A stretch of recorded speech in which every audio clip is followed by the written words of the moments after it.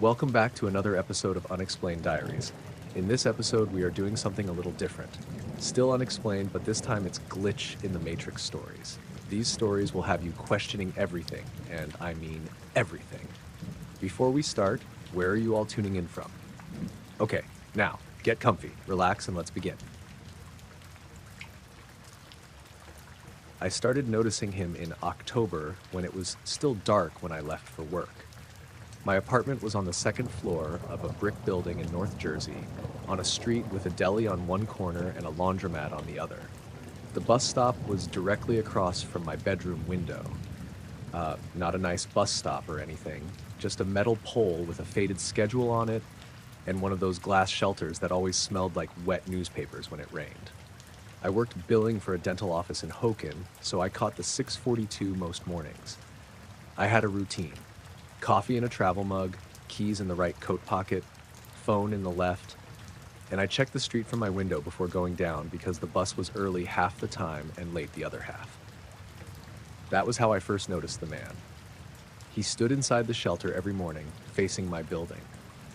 Not straight at my window exactly, but close enough that it felt like he could see me if the light was on behind me.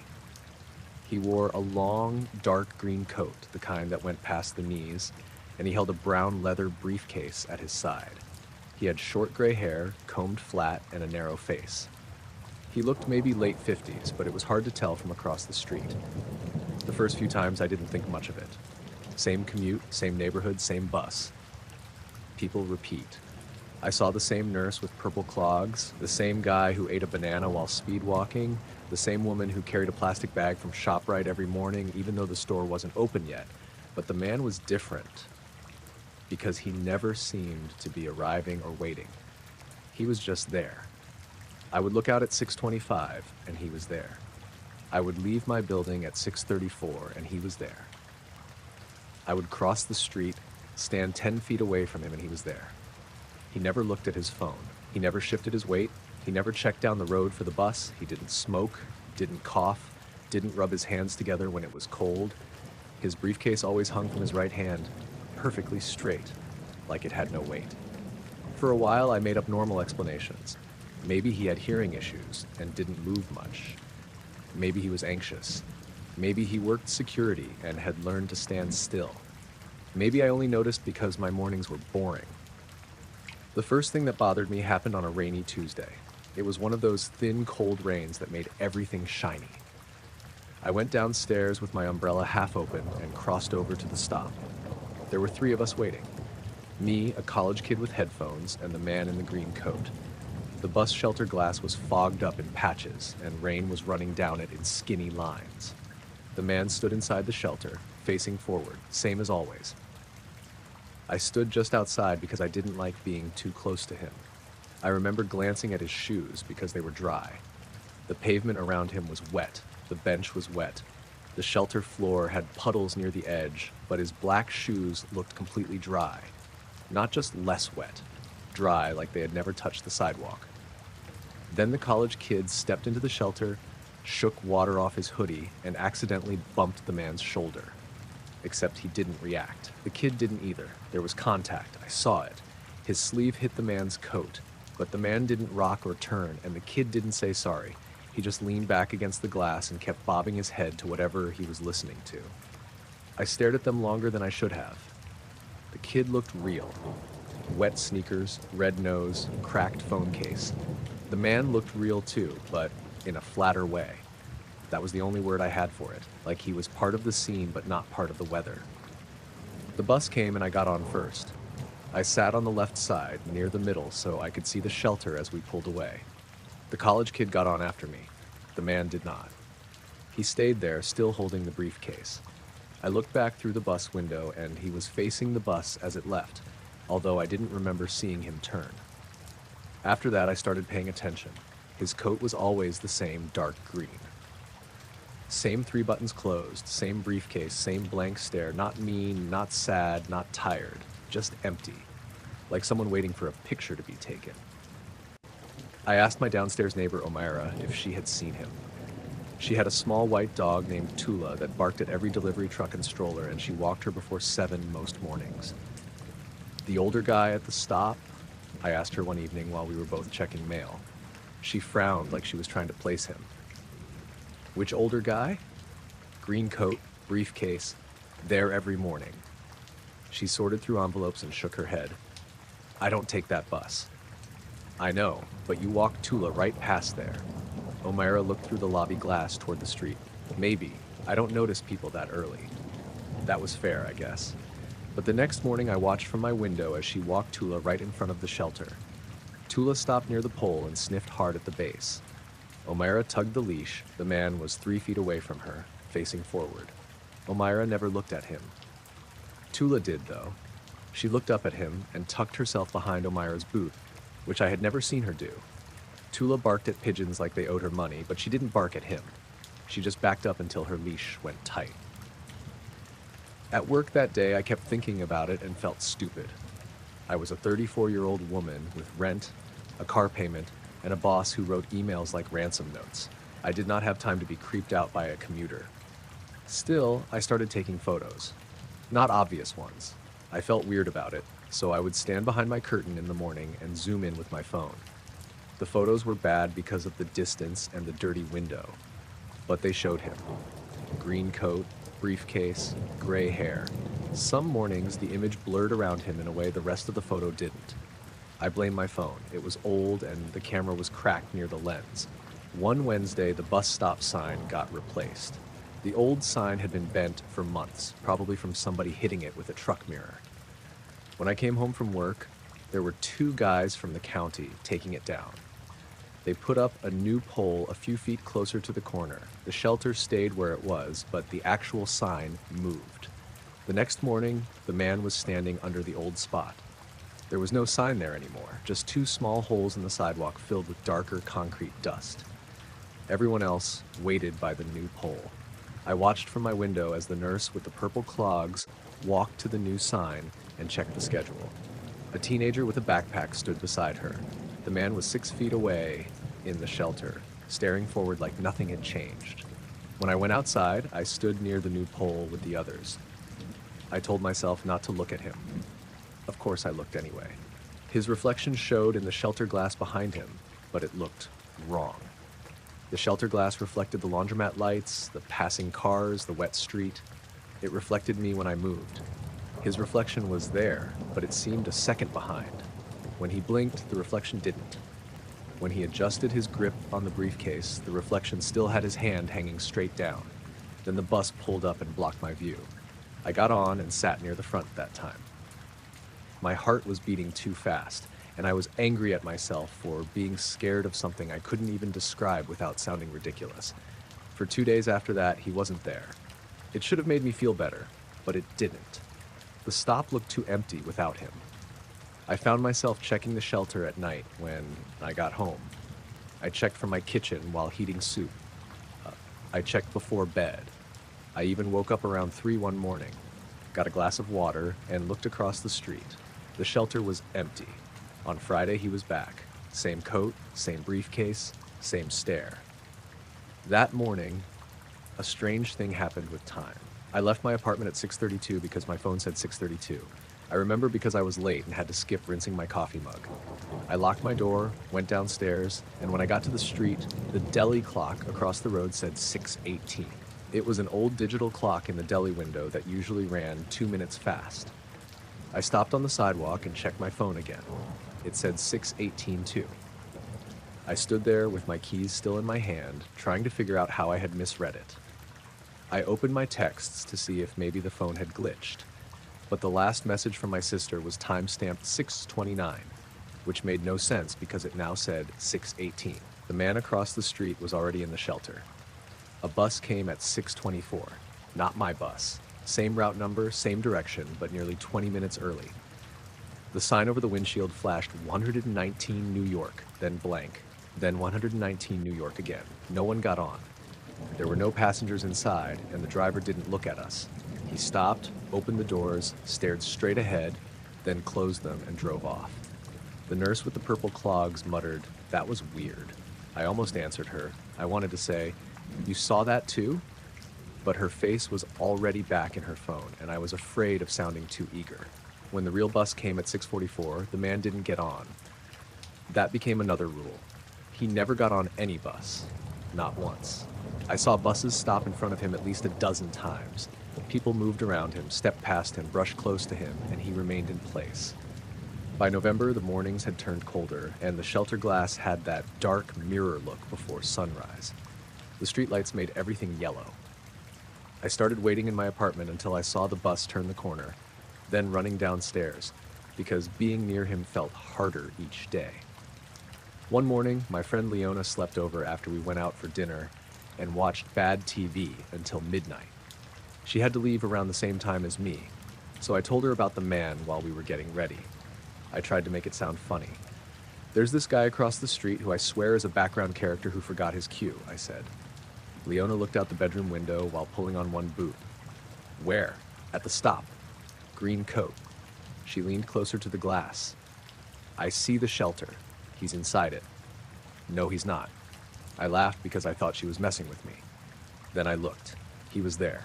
He stood in the center of the shelter, briefcase in hand, facing us.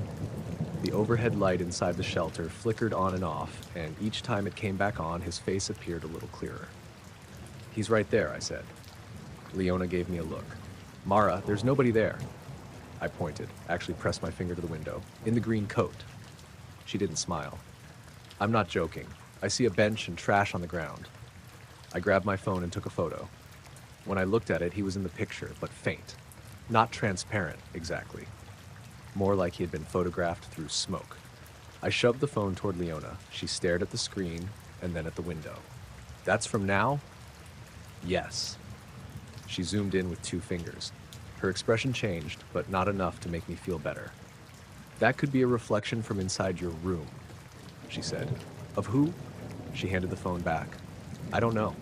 Neither of us spoke much after that. She left by rideshare instead of walking to the train, even though the station was only 8 minutes away.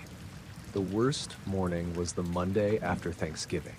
It was foggy, the thick, low kind that made the end of the block disappear. I woke up already tired. My alarm had gone off at 5:50, but I had a dream that it kept going off in different rooms of my apartment, and I had to keep finding it. When I got up, my bedroom door was open, even though I always slept with it closed because the radiator clicked in the hallway. The man was at the stop. I watched him while I drank coffee. Something about him looked different, and it took me a minute to figure out what. His briefcase was in his left hand instead of his right. That bothered me more than it should have. I took a picture. In the photo, the briefcase was in his right hand. I looked out the window again. Left hand. I checked the photo again. Right hand. I took another one. Right hand. Out the window. Left. I shut my curtains and stood there, breathing through my nose like I had just walked too fast. I told myself it was a reflection issue, that glass flipped things, that I was tired. But I wasn't looking at him in a mirror. I was looking across the street. My bus was late that day. At 6:42, nothing came. At 6:50, nothing. The street stayed too quiet. Usually there were delivery vans, people scraping windshields, someone yelling into a phone. That morning, every sound seemed muffled by the fog. I should have gone back upstairs and called a car. I almost did. But the idea of turning my back to the shelter made me stay where I was. I stood outside my building, not crossing the street, holding my coffee mug with both hands. The man stood inside the shelter. At 6:56, I realized he hadn't moved in almost 20 minutes. Not once. Not his head, not his shoulders, not even a shift in the briefcase. The fog curled around the glass shelter. A drop of water slid down the pane behind him. A car crept past with its headlights on. The driver's face turned toward him, then forward again. The man's eyes stayed fixed on my building. I looked down at my phone to check the transit app. It said the bus was arriving in 3 minutes, then it said 12 minutes. Then it went blank and showed no arrivals. When I looked back up, the shelter was empty.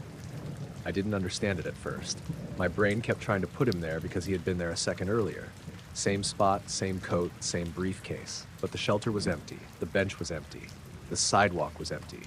There were no footsteps in the damp grime near the curb. Then I saw the glass. The shelter had 3 dark panels along the back. In the middle panel, his reflection was still standing there. Not a blur, not a shadow. Him. He was reflected in the glass like he was standing inside the shelter and facing out. But the actual space in front of the glass was empty. I could see the bench through it. I could see the torn sticker on the shelter wall. I could see a crushed paper cup near the curb. His reflection held the briefcase in the left hand. I took one step backward and bumped into the front steps of my building. My coffee spilled over my fingers, hot enough to hurt, but I didn't make a sound. The reflection blinked. The empty shelter did not change. A woman in a tan coat came walking down the sidewalk with her hood up. She passed right in front of the shelter between me and the glass. For a second, her body blocked the reflection. When she moved past, the reflection was still there, but now its head was turned slightly toward her, like it had watched her pass. The woman didn't react. She kept walking. My phone buzzed in my hand, and I almost dropped it. It was a notification from the transit app. 119 arriving now. There was no bus. The street was empty both ways. I backed up the steps, unlocked the lobby door without looking away, and went inside. The second the door shut behind me, the lobby lights flickered twice. I ran up the stairs, which I know sounds dramatic, but I did. I ran like a kid. In my apartment, I locked the door and went to the bedroom window. The man was gone from the glass. The shelter was empty for maybe 10 seconds. Then the bus came. It came out of the fog from the left, slow and quiet, and stopped at the sign. The doors opened. No one was waiting there. The driver sat with both hands on the wheel. I could see the lit interior, the empty front seats, the dirty floor. Then the man stepped into view from the right side of the shelter. Not from behind it, not from down the sidewalk. He just entered the edge of the scene like he had been standing 2 feet outside my view the whole time. Green coat, briefcase in right hand now. He got on the bus. That was the first and only time I saw him do it. The doors closed and the bus drove off. I watched it until it disappeared past the laundromat. I didn't go to work. I called in and said I had a migraine, which was partly true by then. Around 9:30, I went downstairs because I needed to know if something was still wrong. The fog had lifted. The street looked normal. Trucks, horns, a man stacking bread trays outside the deli. I crossed to the bus stop. Inside the shelter on the bench was a brown leather briefcase. It sat upright, handle folded down, dry and clean. I stood about 6 feet away from it for a long time. People walked around me. A bus came and went. Nobody touched it. Nobody seemed to notice it. I finally went into the deli and told the owner, Mr. Parisi, that someone had left a bag at the stop. He came out with me, wiping his hands on a towel. "What bag?" he said. I pointed. The bench was empty. I know how that sounds. I was looking right at it from the deli doorway, and when we stepped outside, it was gone. Not stolen.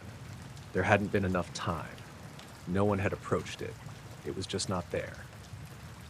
Mr. Parisi looked at me carefully and asked if I was okay. I said yes, and then I went back upstairs. For the next week, I avoided the bus. I paid for ride shares I couldn't really afford. I changed my morning routine. I left through the back alley, even though it smelled like garbage and made my commute longer. I didn't see the man. Then one Thursday night, I came home late from work because we were closing out end-of-month billing. It was after 8, dark and windy, with trash skittering along the curb. I got out of the car in front of my building and looked across the street before I could stop myself. The shelter was empty. I felt embarrassed by how relieved I was.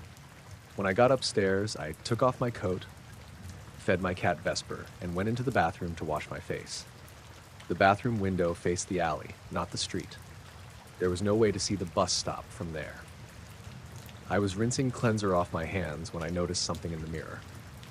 Behind me, in the reflected doorway, was the dark shape of a man in a long green coat. I turned around so fast I hit my hip on the sink. The doorway was empty. My apartment was quiet except for Vesper crunching food in the kitchen. I checked every room with a wooden spoon in my hand because that was the closest thing to a weapon I had.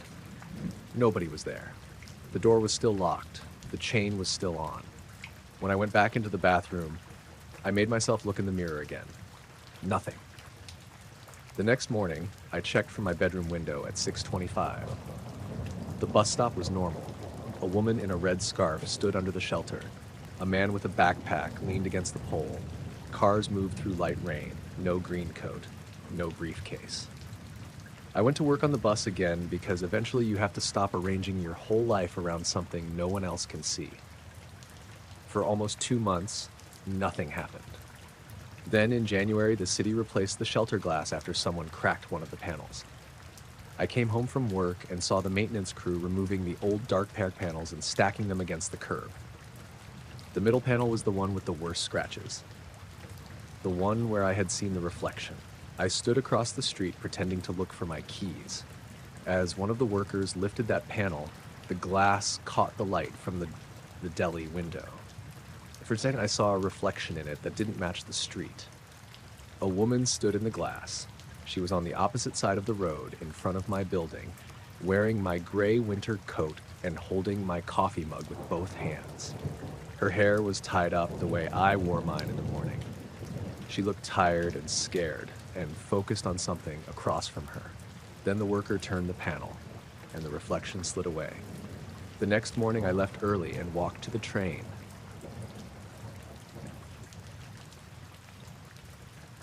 The call came in at 8:13 on a Thursday night while I was eating cereal out of a mixing bowl and watching an old episode of a cooking show I didn't even like. My parents had gone to a retirement party for one of my dad's coworkers in Fairview, about 40 minutes away. My older brother, Cale, was at his girlfriend's house. I was 17, a junior in high school, and I had been alone in the house plenty of times. It was not a big deal. Our house was a one-story ranch on the edge of Kettering, Ohio, with a narrow backyard, a detached garage, and a crawl space that smelled like damp cardboard. No upstairs, no basement you could walk around in, nothing like that. It had rained all afternoon, and by the time it got dark, the whole neighborhood had that wet, quiet feeling. Cars hissed by on the main road a few blocks over. Water dripped from the gutters in a steady rhythm. The kitchen window above the sink was black except for my reflection and the little yellow porch light behind me. My phone buzzed on the table.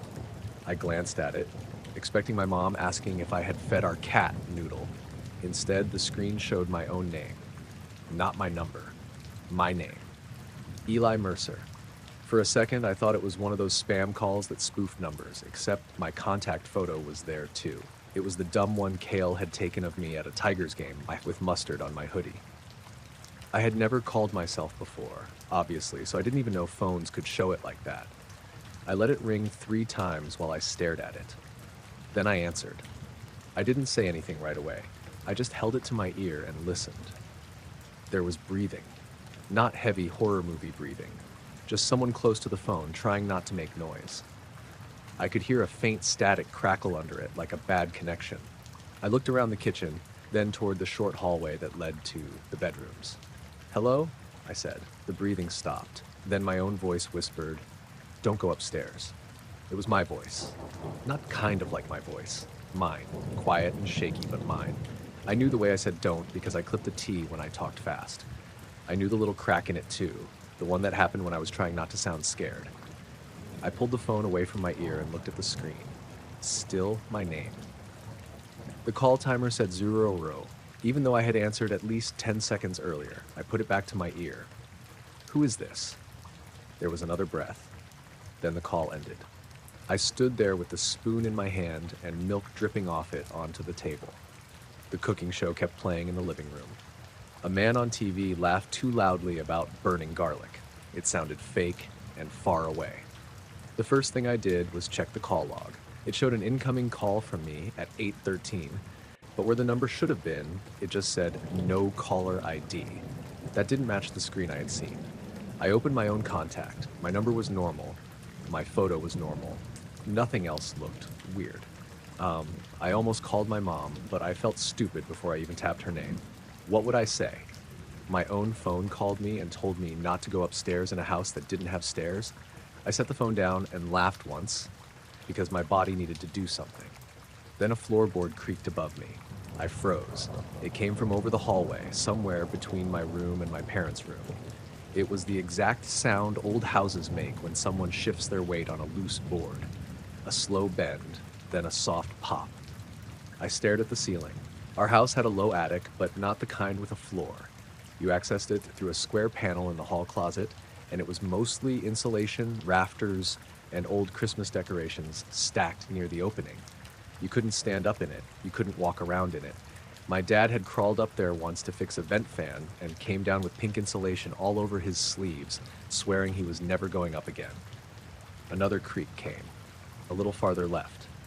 I turned off the TV. The house went quiet except for the refrigerator and the rain ticking against the vent hood. Noodle? I called because that was the easiest answer. Noodle was 12 pounds and orange and had the brain of a wet sock, but sometimes he got into weird places. He had once trapped himself inside the linen closet for 6 hours and came out acting like we had betrayed him. I heard his collar bell from the living room. He was sitting on the back of the couch, staring at the hallway. His tail was puffed out. I tried to tell myself the roof was settling from the rain. The temperature was dropping. Wood made noises. Houses made noises. That was normal.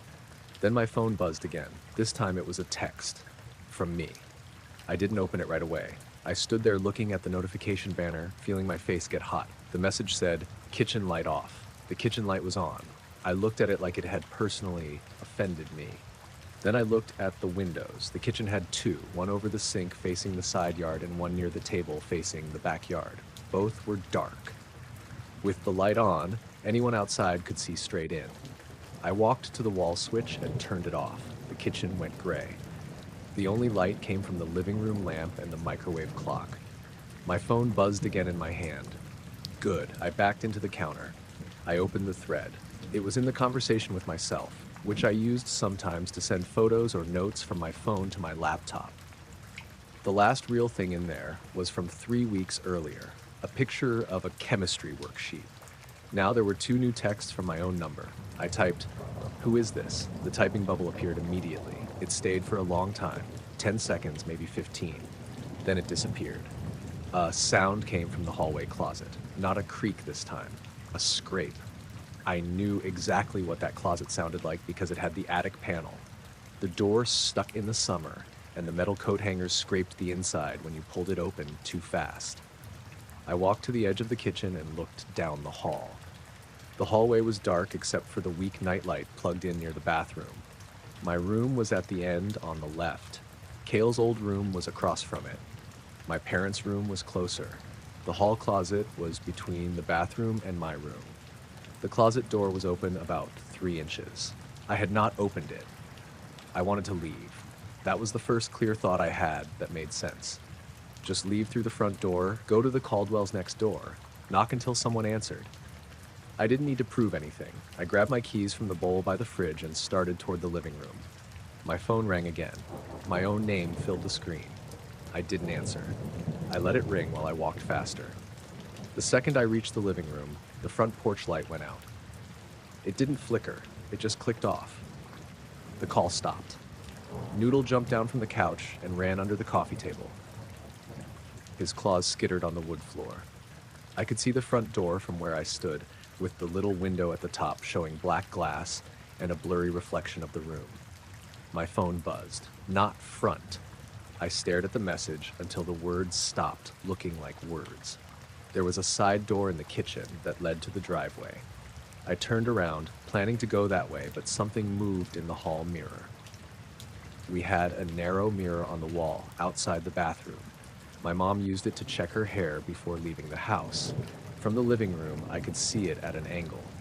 In the mirror, the hallway closet door was wide open. In the actual hallway from where I stood, the closet door was still only open a few inches. I blinked hard.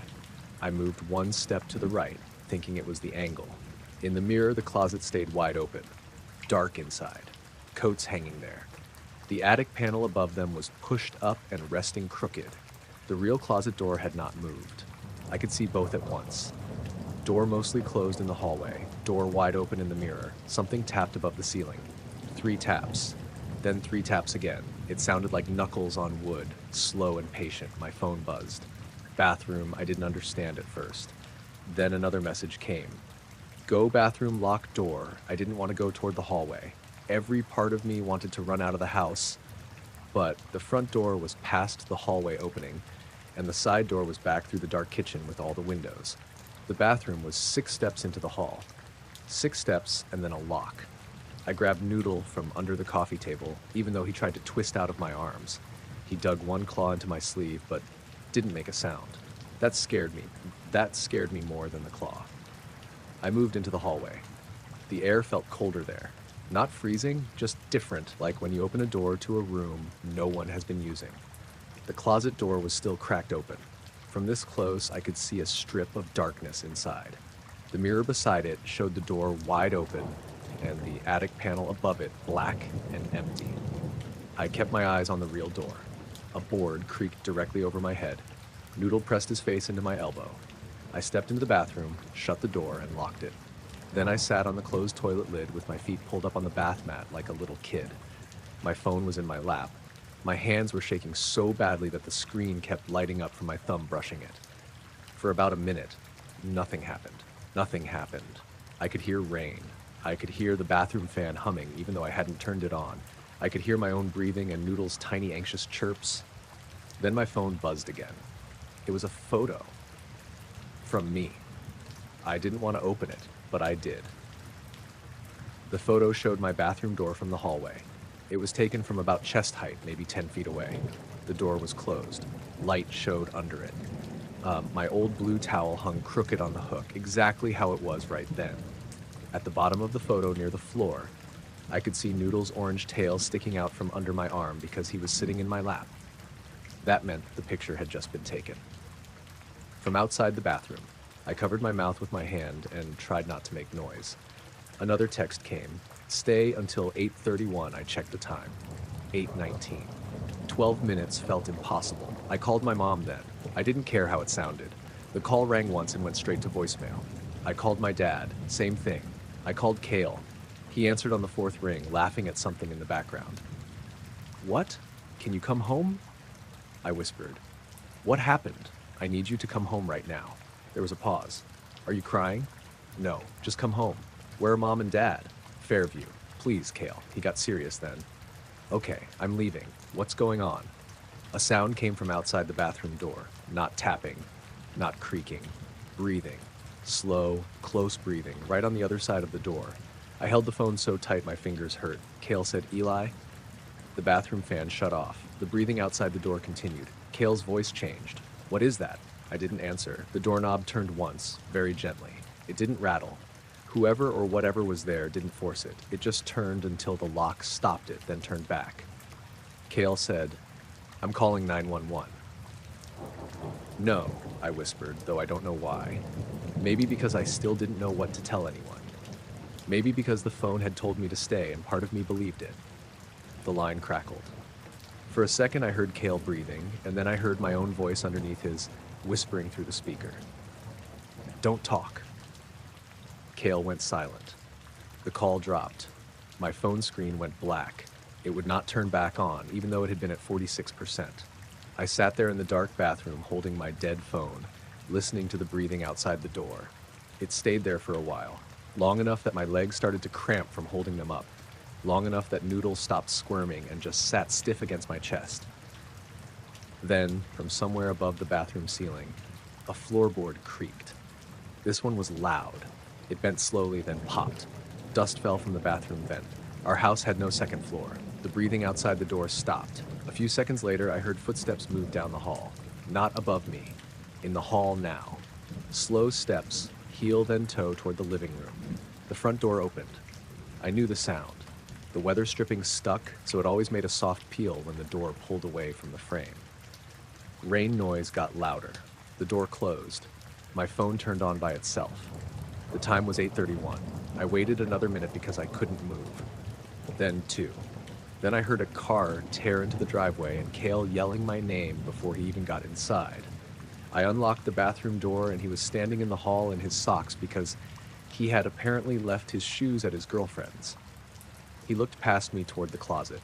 The closet door was closed. The hall mirror showed it closed too. Cale checked every room with a baseball bat from his trunk. The front door was locked. The side door was locked. Every window was locked. The attic panel was in place. He pulled down the hall closet string, climbed on a chair, and shoved his head up there with his phone flashlight. Nothing, he said, but his voice didn't sound normal. My parents got home 20 minutes later, angry at first because Cale had called them sounding insane.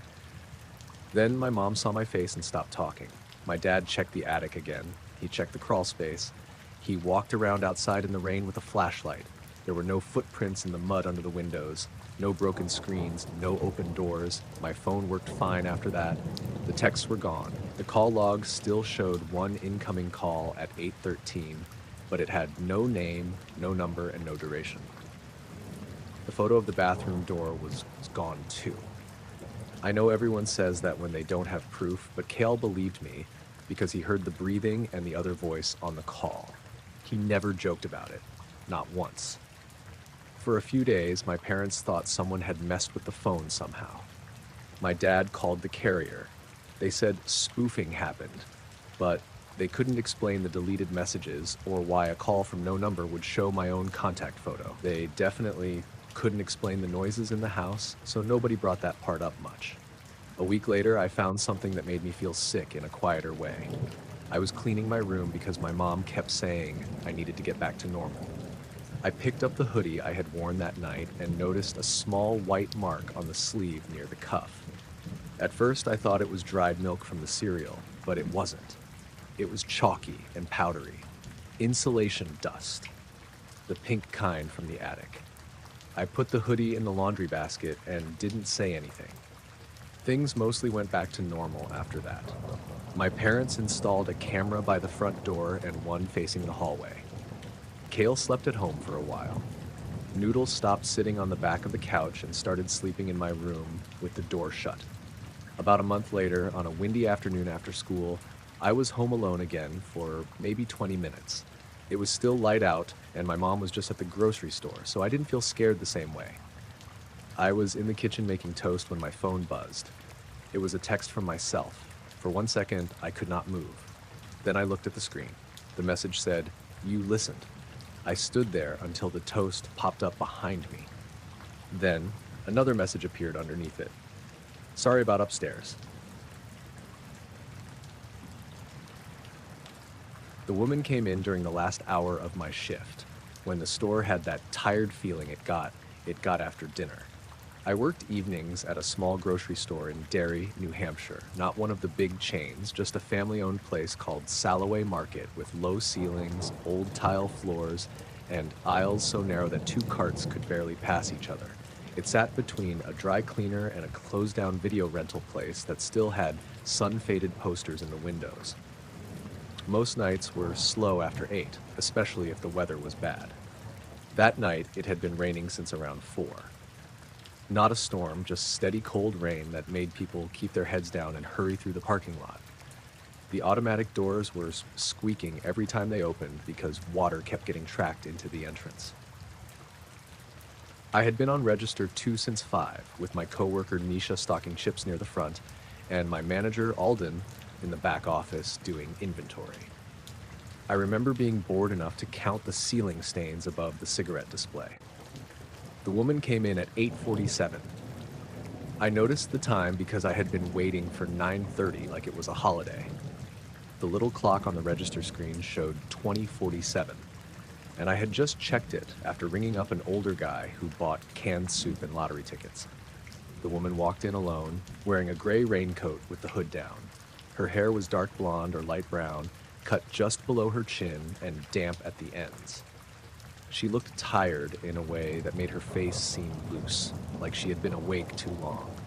She wasn't old, maybe early 40s. She had a canvas tote bag over one shoulder, dark blue with a white bird printed on it. She didn't take a basket. She walked straight to the dairy case. I watched her because there was nothing else happening. She picked up a half-gallon of whole milk. Then she went to aisle 3 and grabbed a loaf of white bread from the bottom shelf. Then she went to the little battery rack near the register and picked out a 4-pack of AA batteries. Milk, bread, batteries. It was normal. People bought weird combinations all the time. Once a guy bought birthday candles, bleach, and a rotisserie chicken at 9 in the morning, and I had never thought about it again. The woman set the 3 items on my belt and looked down at them, not at me. "Find everything okay?" I asked. She took a second to answer, like she had to remember where she was. "Just these," she said, Power's flickering at the house. I nodded. Yeah, this rain's been messing with the lights all night. She didn't react to that. She just stared at the card reader. I scanned the milk first. The barcode didn't catch the first time, so I had to drag it across twice. Then the bread, then the batteries. 1146, I said. She inserted her card. The machine made the little beep. Approved. While the receipt printed, she looked over her shoulder toward the front windows. The parking lot was mostly empty. There was my beat-up Corolla under the light, Nisha's red Civic near the side, and maybe 2 customer cars. Rain streaked down the glass, so everything outside looked smeared. The woman said, "I hate when it gets quiet like this." I thought she meant the store. "Yeah," I said. "Slow nights feel longer." She looked at me then for the first time. Her eyes were pale, maybe gray, and a little watery. She had the kind of expression people get when they want to ask something but decide not to. The receipt finished printing.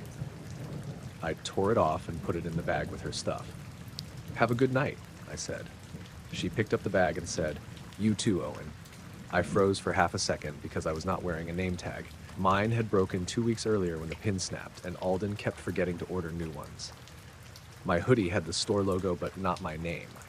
I figured maybe she had heard Nisha say it earlier, or maybe she was a regular I didn't recognize. Small town. Not impossible.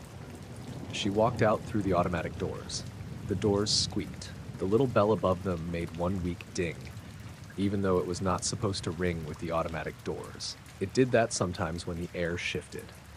I watched her cross the wet parking lot and get into a dark SUV parked near the curb. The brake lights came on. Then she drove away toward the main road. I remember rubbing my eyes after she left. I had a dull headache from the fluorescent lights. Nisha came up front with an armful of tortilla chips and asked if I had a spare box cutter, and I told her mine was by the gum display. That was maybe 2 minutes after the woman left. At 8:52, the doors opened again. The same woman walked in. Same gray raincoat, same damp hair, same blue tote bag with the white bird, same tired face. At first, my brain did not understand what I was seeing. I thought she had forgotten something. That happens all the time. People buy milk and then come back 30 seconds later for eggs or cigarettes or a scratch ticket. But she didn't look at me. She didn't look embarrassed or hurried. She walked straight to the dairy case. I turned and watched her. She picked up a half-gallon of whole milk. My stomach did this weird little drop, like when you miss a step in the dark. She went to aisle 3. I leaned over the counter to keep her in sight. She grabbed a loaf of white bread from the bottom shelf. Same brand, same shelf. Then she walked to the battery rack and picked up a 4-pack of AA batteries. Nisha came up beside me with the box cutter in her hand. "What are you staring at?" she asked. "That woman was just here," I said. Nisha glanced over. "Who?" "Her. Gray coat." "I didn't see her." "You were right here. I was in aisle 5. You came up after she left." Nisha shrugged. "Maybe she forgot something. She's buying the same stuff." Nisha gave me a look like I was making the shift weird on purpose and went back to stocking. The woman placed the milk, bread, and batteries on the belt in the exact same order. Milk closest to me, bread behind it, batteries on top of the bread. I did not touch anything at first. She stared at the card reader. "Find everything okay?" I asked because my mouth said it before my brain stopped me. She paused. "Just these," she said. "Power's flickering at the house." Same words. Same flat, tired voice, same small delay before answering. I felt my face get hot. I looked at the items and then at her. There was a drop of rain on her left cheek, just under her eye. I had noticed it the first time because I thought for a second she was crying. It was there again. Same spot. I scanned the milk. The barcode didn't catch the first time. My hands stopped. The scanner light flashed red across the jug. I looked down at the screen. Nothing had registered. I dragged the milk over again, and it beeped. Then the bread, then the batteries. 1146, I said, and my voice sounded wrong. She put the card in. The machine beeped. Approved. I reached for the receipt before it printed, then realized my hand was shaking. While the receipt came out, she looked over her shoulder toward the front windows. "I hate when it gets quiet like this," she said. I didn't answer right away. Rain slid down the glass outside. Her reflection showed faintly in the window. Mine did too, behind the counter. The weird thing was that in the reflection, her hood was up. In the store, it was down. I blinked and looked again. The reflection was messy because of the rain and lights, but I could see it clearly enough. Gray hood up around her face in the glass. Gray hood down against her back in front of me. She turned back to me. I tore off the receipt and didn't put it in the bag. I held it. "Do you come in here a lot?" I asked. Her eyes moved from the receipt to my face. "No," she said. Then, after a second, she added, "You too, Owen." I had not said "have a good night" yet. She picked up the bag and walked out. The automatic doors squeaked. The bell gave the same weak ding. I watched her cross the parking lot again. Same path. Same dark SUV near the curb. The trip came on. She drove away toward the main road. I stood there holding the receipt until the paper started curling against my fingers. Then I hit the transaction history button on the register. The last sale listed was the older guy with soup and lottery tickets at $8.43. Under that was a bottle return from $8.36. There was no sale at $8.47. There was only the one I had just done at $8.52. I backed out and checked again. Same thing. I printed the journal report for the last hour, which I wasn't supposed to do without Alden, but I didn't care. The little report came out with thin gray lines of text. Soup and lottery tickets. Then the milk, bread, batteries at $8.52. Nothing at $8.47. I opened the drawer where we kept extra receipts in case customers left them. Empty, except for a coupon someone didn't want. I checked the trash by my feet. There were 2 gum wrappers, a used receipt from before my shift, and 1 torn produce bag. No first receipt. Nisha came back up front and saw me digging. She came in twice. Who? The woman. She bought this stuff twice. Nisha looked toward the door. I only saw her once. You didn't hear me ring her up the first time? No. You talked to me right after. I asked you for the box cutter, yeah, right after she left. Nisha's expression changed a little. She looked less annoyed and more careful. Owen, I came up because you were staring at the doors, she said. Nobody had just left. That made me angry, not at her, just at the whole situation.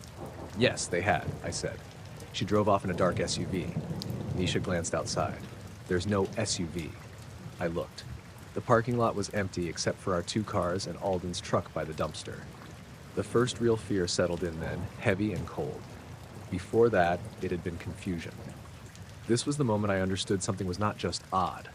Something had gone out of order in a way I couldn't fix by checking the register. I told Nisha I was going to ask Alden to pull the security camera. She didn't stop me. Alden hated being interrupted in the office, especially near close.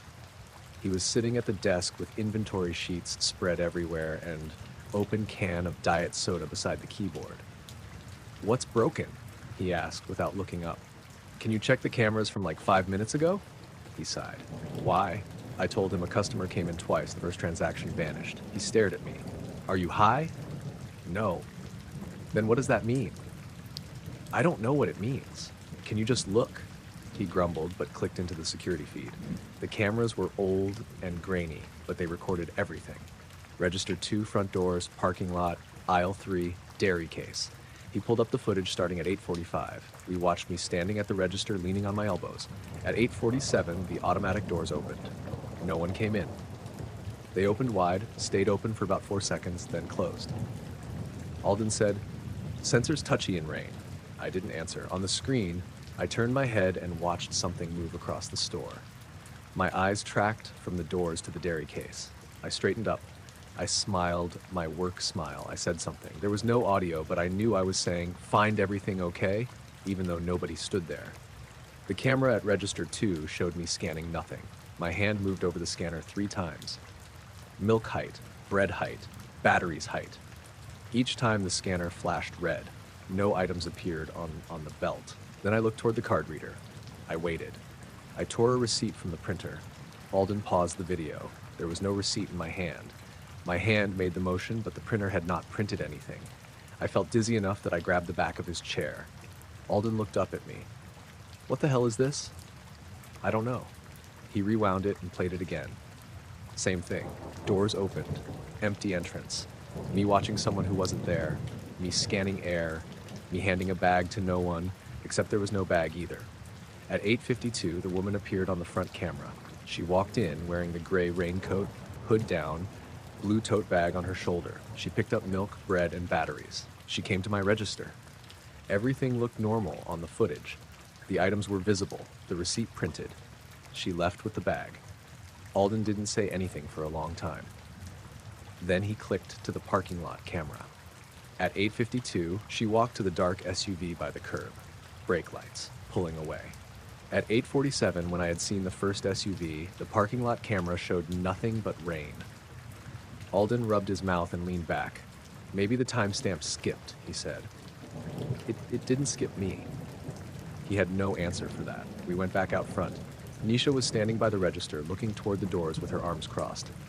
She said the lights over aisle 2 had flickered while we were gone, but only once. I checked the transaction history again.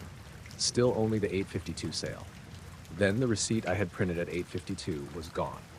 I know where I put it. I had set it on the counter beside the register, weighed down under the little plastic sign that said, "No cash back."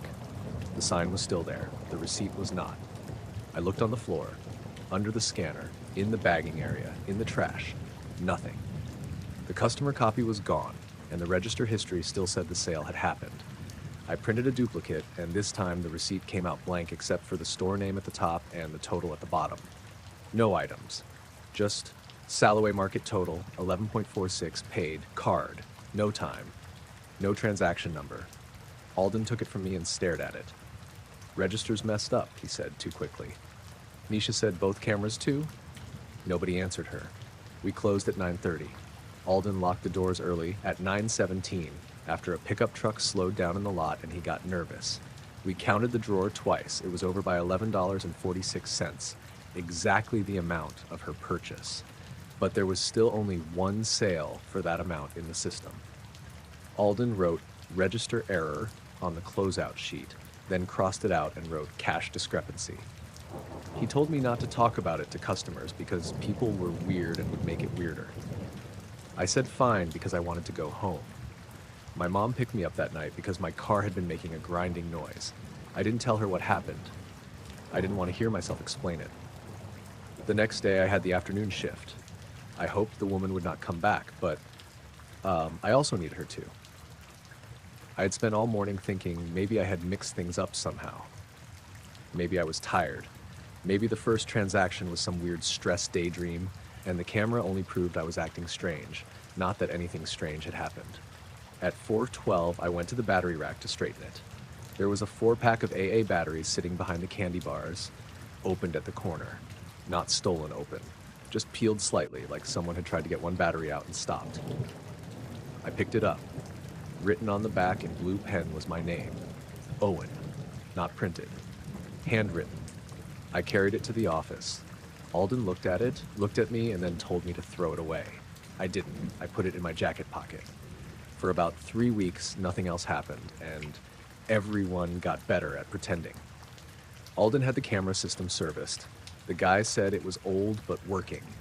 Nisha stopped bringing it up unless we were alone, and even then she only said things like, "You ever figure out that lady?"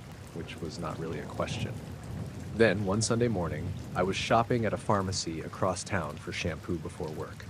It was bright out, cold and clear, nothing like that rainy night. I turned into the grocery aisle and saw the woman in the gray coat standing at the far end. Same haircut, same tired face, same blue tote bag. She was holding a half-gallon of milk in one hand and a loaf of white bread in the other. I stopped so fast that a man behind me almost bumped into me. The woman looked up. For a second, she seemed just as surprised to see me as I was to see her. Then her face went blank, the way it had in the store. She said, "Power's flickering at the house." I didn't move. She looked down at the milk and bread, confused, like she had just noticed them. Then she turned and walked away without buying anything. She went around the corner toward the pharmacy counter. I followed after a few seconds, but she wasn't there. I checked the next aisle, then the front, then the parking lot. Nothing. When I got to work that afternoon, there was a receipt on register too. It was yellowed and curled like it had been sitting in sunlight for months, but the date was that same Sunday. The time was 8:47 p.m., even though it was only 1:30 in the afternoon. Milk, bread, batteries. Total, 11.46. At the bottom, where it usually said, "Thank you for shopping Salloway Market," it said, You already did this.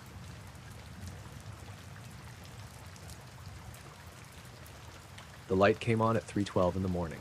I knew the time because my phone was charging face up on the crate I used as a nightstand, and the screen lit up when I jerked awake. Freaked awake. 3:12. Big white numbers. No notifications. No alarm. Just that time and the bedroom light over me, bright enough that I had to squint. I lived alone then in a small rented house in Millvale, Pennsylvania, a few streets up from the river. It was one of those narrow old houses with a front porch barely big enough for 2 chairs, a sloped backyard, and radiators that clanked like someone tapping pipes with a spoon. The bedroom was on the 2nd floor, but the house was not large. There was my room, a tiny spare room I used for laundry, and a bathroom with a ceiling fan that rattled. It was late February, and the weather had been miserable all week.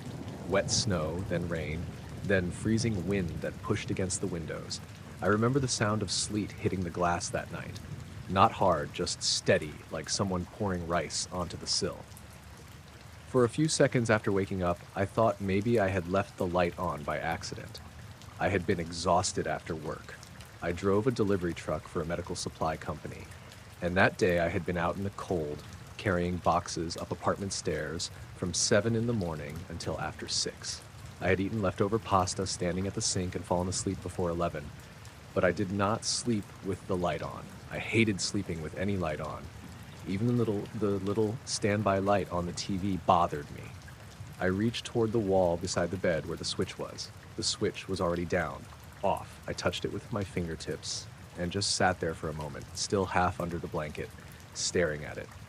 The plastic was cool. The little toggle was definitely in the off position. I flipped it up and down once. The light stayed on. That woke me up fully. I looked at the ceiling fixture.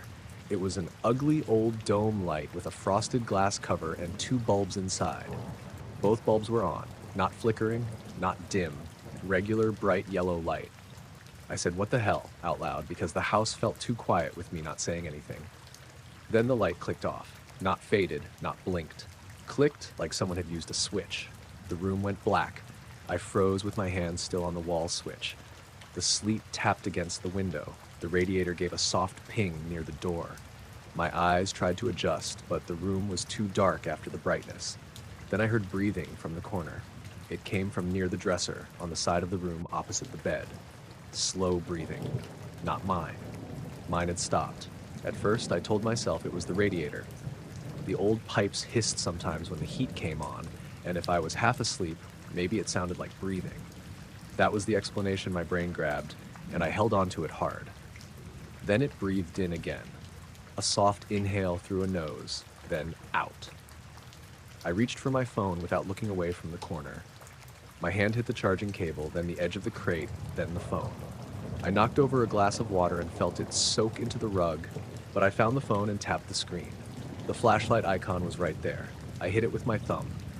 The corner was empty. My dresser was there with a pile of clean shirts on top. The hamper beside it, a pair of work boots on the floor, the curtain moving a little because the window leaked cold air. Nothing else. I kept the flashlight on that corner for maybe a full minute. There was no breathing now. I got out of bed and turned the bedroom light switch up and down a few times. The ceiling light did not come on. I tried the lamp on my crate. That worked, so the power was not out. I checked the hallway light. That worked too. I stood there in my boxers and socks, holding my phone like it was a weapon, feeling stupid and scared at the same time. I went downstairs and checked the breaker box in the kitchen closet. Everything looked normal. I flipped the breaker for the upstairs lights off, then on again because that was what my dad always did when he didn't know what else to do. When I went back upstairs, the bedroom light worked normally from the switch. I tried to make it a wiring problem. Old house, bad switch, loose connection. Maybe the cold made something contract. Maybe the switch was faulty and the light had somehow come on by itself. I didn't know enough about electricity to prove or disprove anything, so I picked the version that let me go back to bed. I did not sleep in the bedroom, though. I slept on the couch downstairs with the TV on low and my cat, Brindle, curled up behind my knees. Brindle was a skinny black and brown stray I had taken in the year before. He usually slept at the foot of my bed, but that night he stayed downstairs. I noticed that later. At the time, I was too tired to think about it. The next morning, everything seemed normal. The light worked. The switch worked. The corner was just a corner. I even laughed about it while brushing my teeth, not because it was funny, but because daylight made the whole thing feel embarrassing. I told my coworker Dario about the light when we were loading the truck. He said, "That's why I don't rent old places." I said, "I heard breathing too." He paused with a box in his hands. "You were dreaming." "Probably." "You live alone, right?" "Yeah." He gave me a look. "Then definitely dreaming." That was the official story for 2 days. On the third night, the same thing happened, but not exactly. I woke up at 3:12 again. This time the bedroom was dark. My phone screen was lit, showing the time, even though nothing had touched it. 3:12. The wind was pushing rain against the window, and the radiator was dead quiet. I was awake before I knew why. Then the ceiling light clicked on. The switch was still off. I didn't even reach for it this time. I could see it from where I lay. Down position. The light stayed on for about 5 seconds. Then the switch moved. I saw it move. The little toggle went from down to up on its own, slow enough that I could follow it with my eyes. It made the soft plastic snap sound when it reached the top. The light stayed on. I sat up so fast the blanket slid off me. "Hello?" I said. Nothing answered. Brindle was standing in the doorway, back arched, looking past me into the room. His ears were flat. He made a low sound I'd only heard once before when a raccoon got onto the back porch. I looked at the corner near the dresser. There was nothing there. Then the light clicked off again. The switch stayed up. In the dark, the breathing started. Same corner. Same slow inhale, same slow exhale. Brindle ran. His claws scrambled down the hall and then down the stairs. I grabbed my phone, hit the flashlight, and shined it at the dresser. Empty. But one of the drawers was open. Not all the way, just a few inches. Enough that I could see white socks inside. I knew it had not been open because I had put laundry away that evening, and I always pushed the drawers shut with my hip. It was a habit. I did not check the drawer. I did not check the closet. I put on sweatpants, grabbed my keys and coat, and left the house. I sat in my car until morning with the engine running every 20 minutes so I didn't freeze. Around 6, a neighbor named Mrs. Vory came out to salt her steps and saw me through the windshield. She waved like it was normal that I was sitting there before sunrise. I waved back and waited until she went inside before I got out. That day, I called my landlord, Dennis. He sent an electrician named Kirk, who looked tired before he even walked in. Kirk tested the switch, took off the plate, checked the fixture, checked the breaker, and told me everything was old, but not unusual.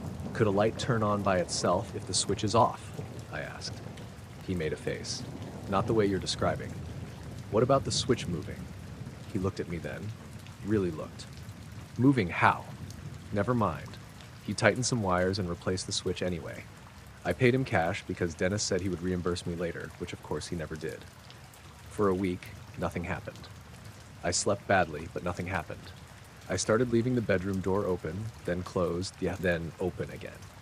I tried sleeping with the lamp on, but that made me feel like I was waiting for something. I tried sleeping downstairs, but my back hurt after 2 nights. Eventually, exhaustion beat fear, and I went back to my bed like a normal person. The next strange thing was not the light. It was the laundry room. The spare room across from my bedroom had a washer and dryer that shook the whole floor during the spin cycle. I used it mostly to pile clothes and empty boxes. One Saturday afternoon, I went in to start a load and noticed the pull chain light was already on. I reached up to turn it off, but the chain was pulled tight, like someone was holding the other end above the ceiling. That made no sense. It hung from a bare bulb fixture. There was no other end. I touched the chain and it gave way all at once, swinging back and forth so hard it tapped the bulb. The light went out. Then, from inside the dryer, something knocked twice. I opened the dryer, empty.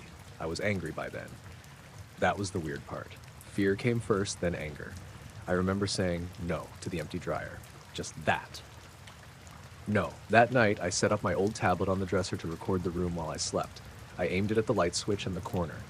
I plugged it in so the battery wouldn't die and used a free camera app that saved video in chunks. I slept maybe 3 hours. At 3:12, the bedroom light came on. I woke up immediately and looked at the switch. It was off. The tablet screen was black. I had left it recording with the screen dimmed but not off. Now it was completely dead. I grabbed it and it was warm, almost hot, with the battery symbol showing 0%. It had been plugged in the whole time. The breathing started before the light went off. That was new. It came from the corner, slow and steady. The light was still on, and I was looking right at the corner and I could hear someone breathing from it. There was no one there. The sound was so close to visible that my brain kept trying to make a shape out of the empty space. The shirts on the dresser, the shadow under the chair, the dark gap between the hamper and wall. I said, "Stop." The breathing stopped. The light clicked off. Something whispered from right beside the dresser. It was not a word. It was more like the start of a word, cut short. A dry little sound. I turned on my phone flashlight and left the room again. In the morning, the tablet would not turn on. I took it to a repair place near McKnight Road, and the guy behind the counter said the battery had failed. When I asked if a battery could go from full to dead while plugged in, he said, "Yeah, if it's old." He did not look very interested. I started staying at Dario's apartment some nights. I told him enough that he stopped making jokes. His girlfriend, Amaya, said maybe I was having sleep paralysis. I looked it up. Some of it fit. Waking up at night, sensing someone in the room, hearing things. But it did not explain the switch. It did not explain Brindle refusing to go upstairs after dark. It did not explain the new switch moving by itself. On a Wednesday night in March, I decided to stay home because I had an early route and all my uniforms were there. I told myself I was done being chased out of my own house. I checked every room before bed. I took photos of the bedroom switch in the off position, the empty corner, the closed dresser drawers, the laundry room, the hallway. I even checked the attic hatch with a broom handle. It was shut. I fell asleep around midnight with the lamp on. At 3:12, I woke up because the lamp clicked off. The ceiling light was already on. The switch was off again. I didn't move. I just stared at it, feeling this heavy blankness settle over me. Not panic, not exactly. More like my body had run out of reactions. Then the phone on the crate buzzed. It was a reminder. I had no reminders set for that time.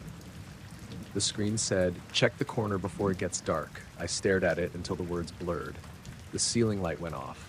The breathing started from the corner. Then, in the hallway outside my bedroom, I heard my own bedroom door close. That sounds simple, but I was looking at the door. It was open. I could see the hallway beyond it. The sound came from the hallway anyway. The same wooden click. The same latch. Like the room I was in had another version of the same door somewhere else, and that one had just been shut. I grabbed my phone and turned on the flashlight. The corner was empty. The doorway was open, but the light from my phone did not reach the hallway right. It stopped at the threshold, like the air outside the room had turned thick. The hall looked flat and gray, with no depth to it. I could see the bathroom door, but it seemed farther away than usual. The spare room door seemed closer. The stairs were not visible at all from that angle, even though they should have been. From the corner, someone breathed in. From the hallway, someone breathed out.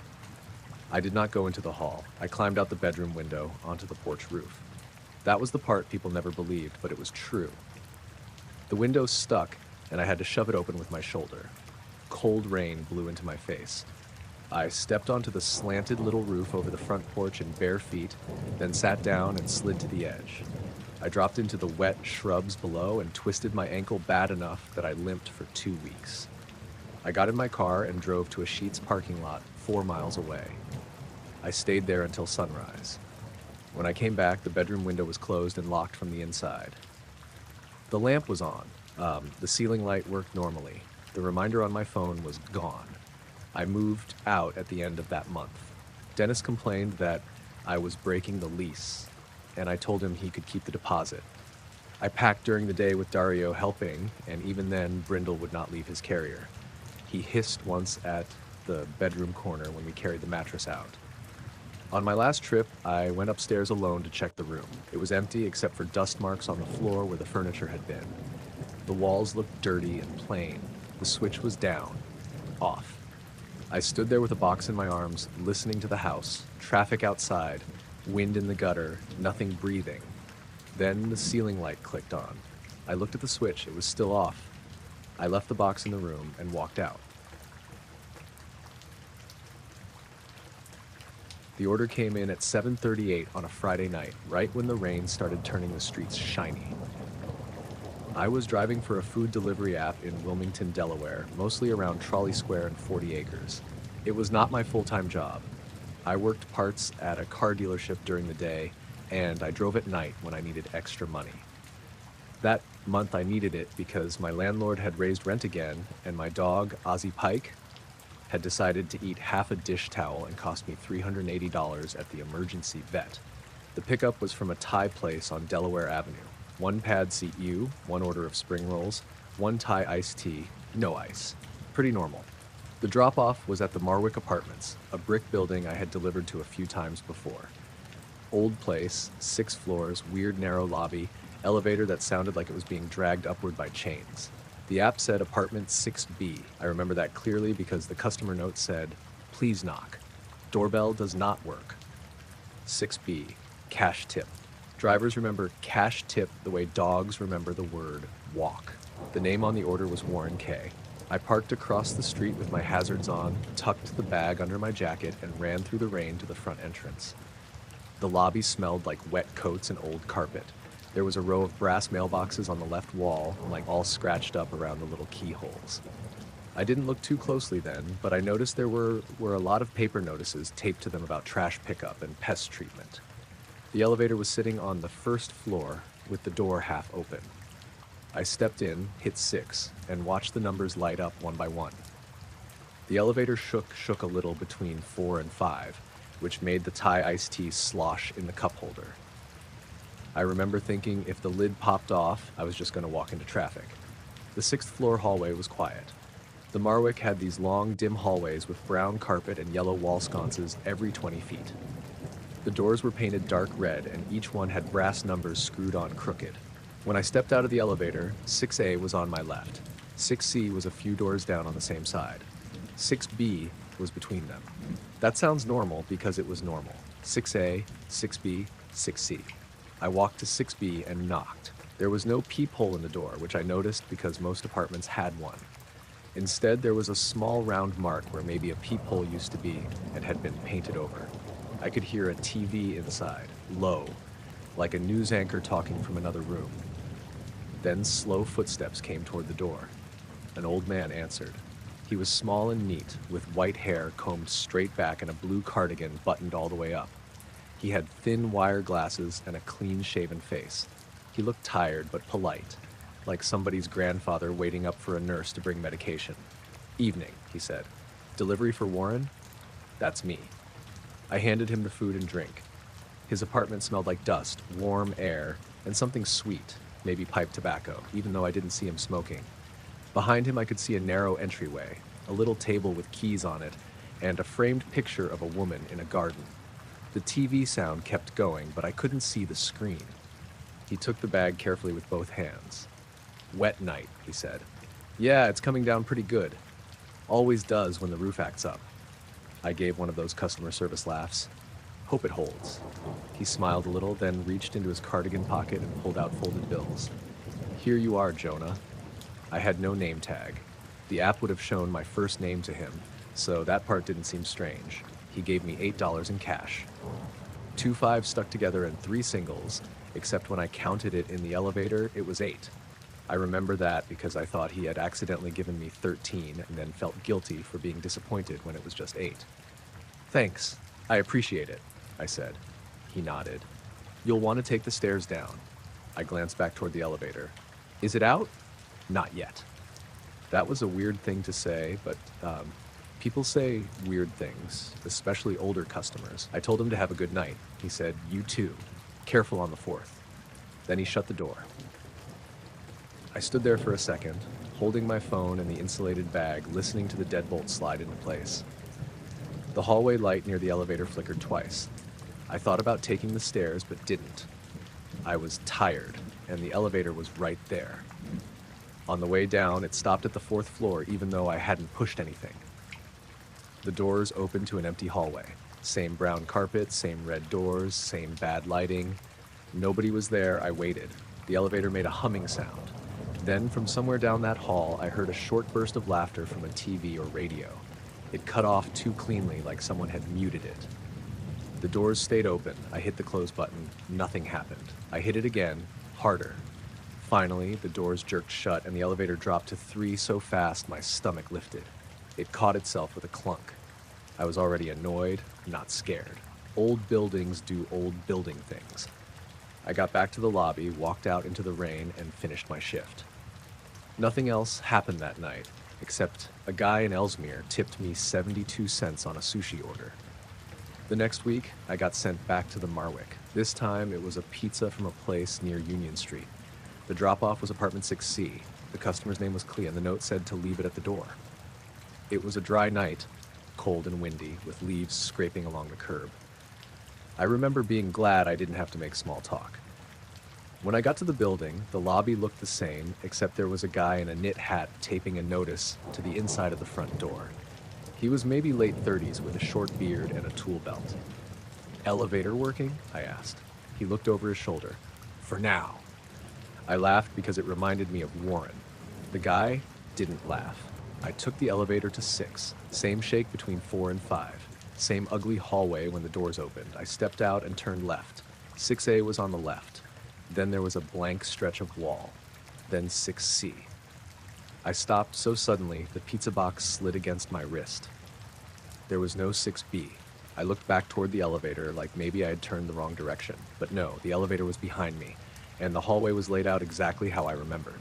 6A, blank wall, 6C. The space between them was not big enough for a full apartment door, but it was exactly where I remembered the door being.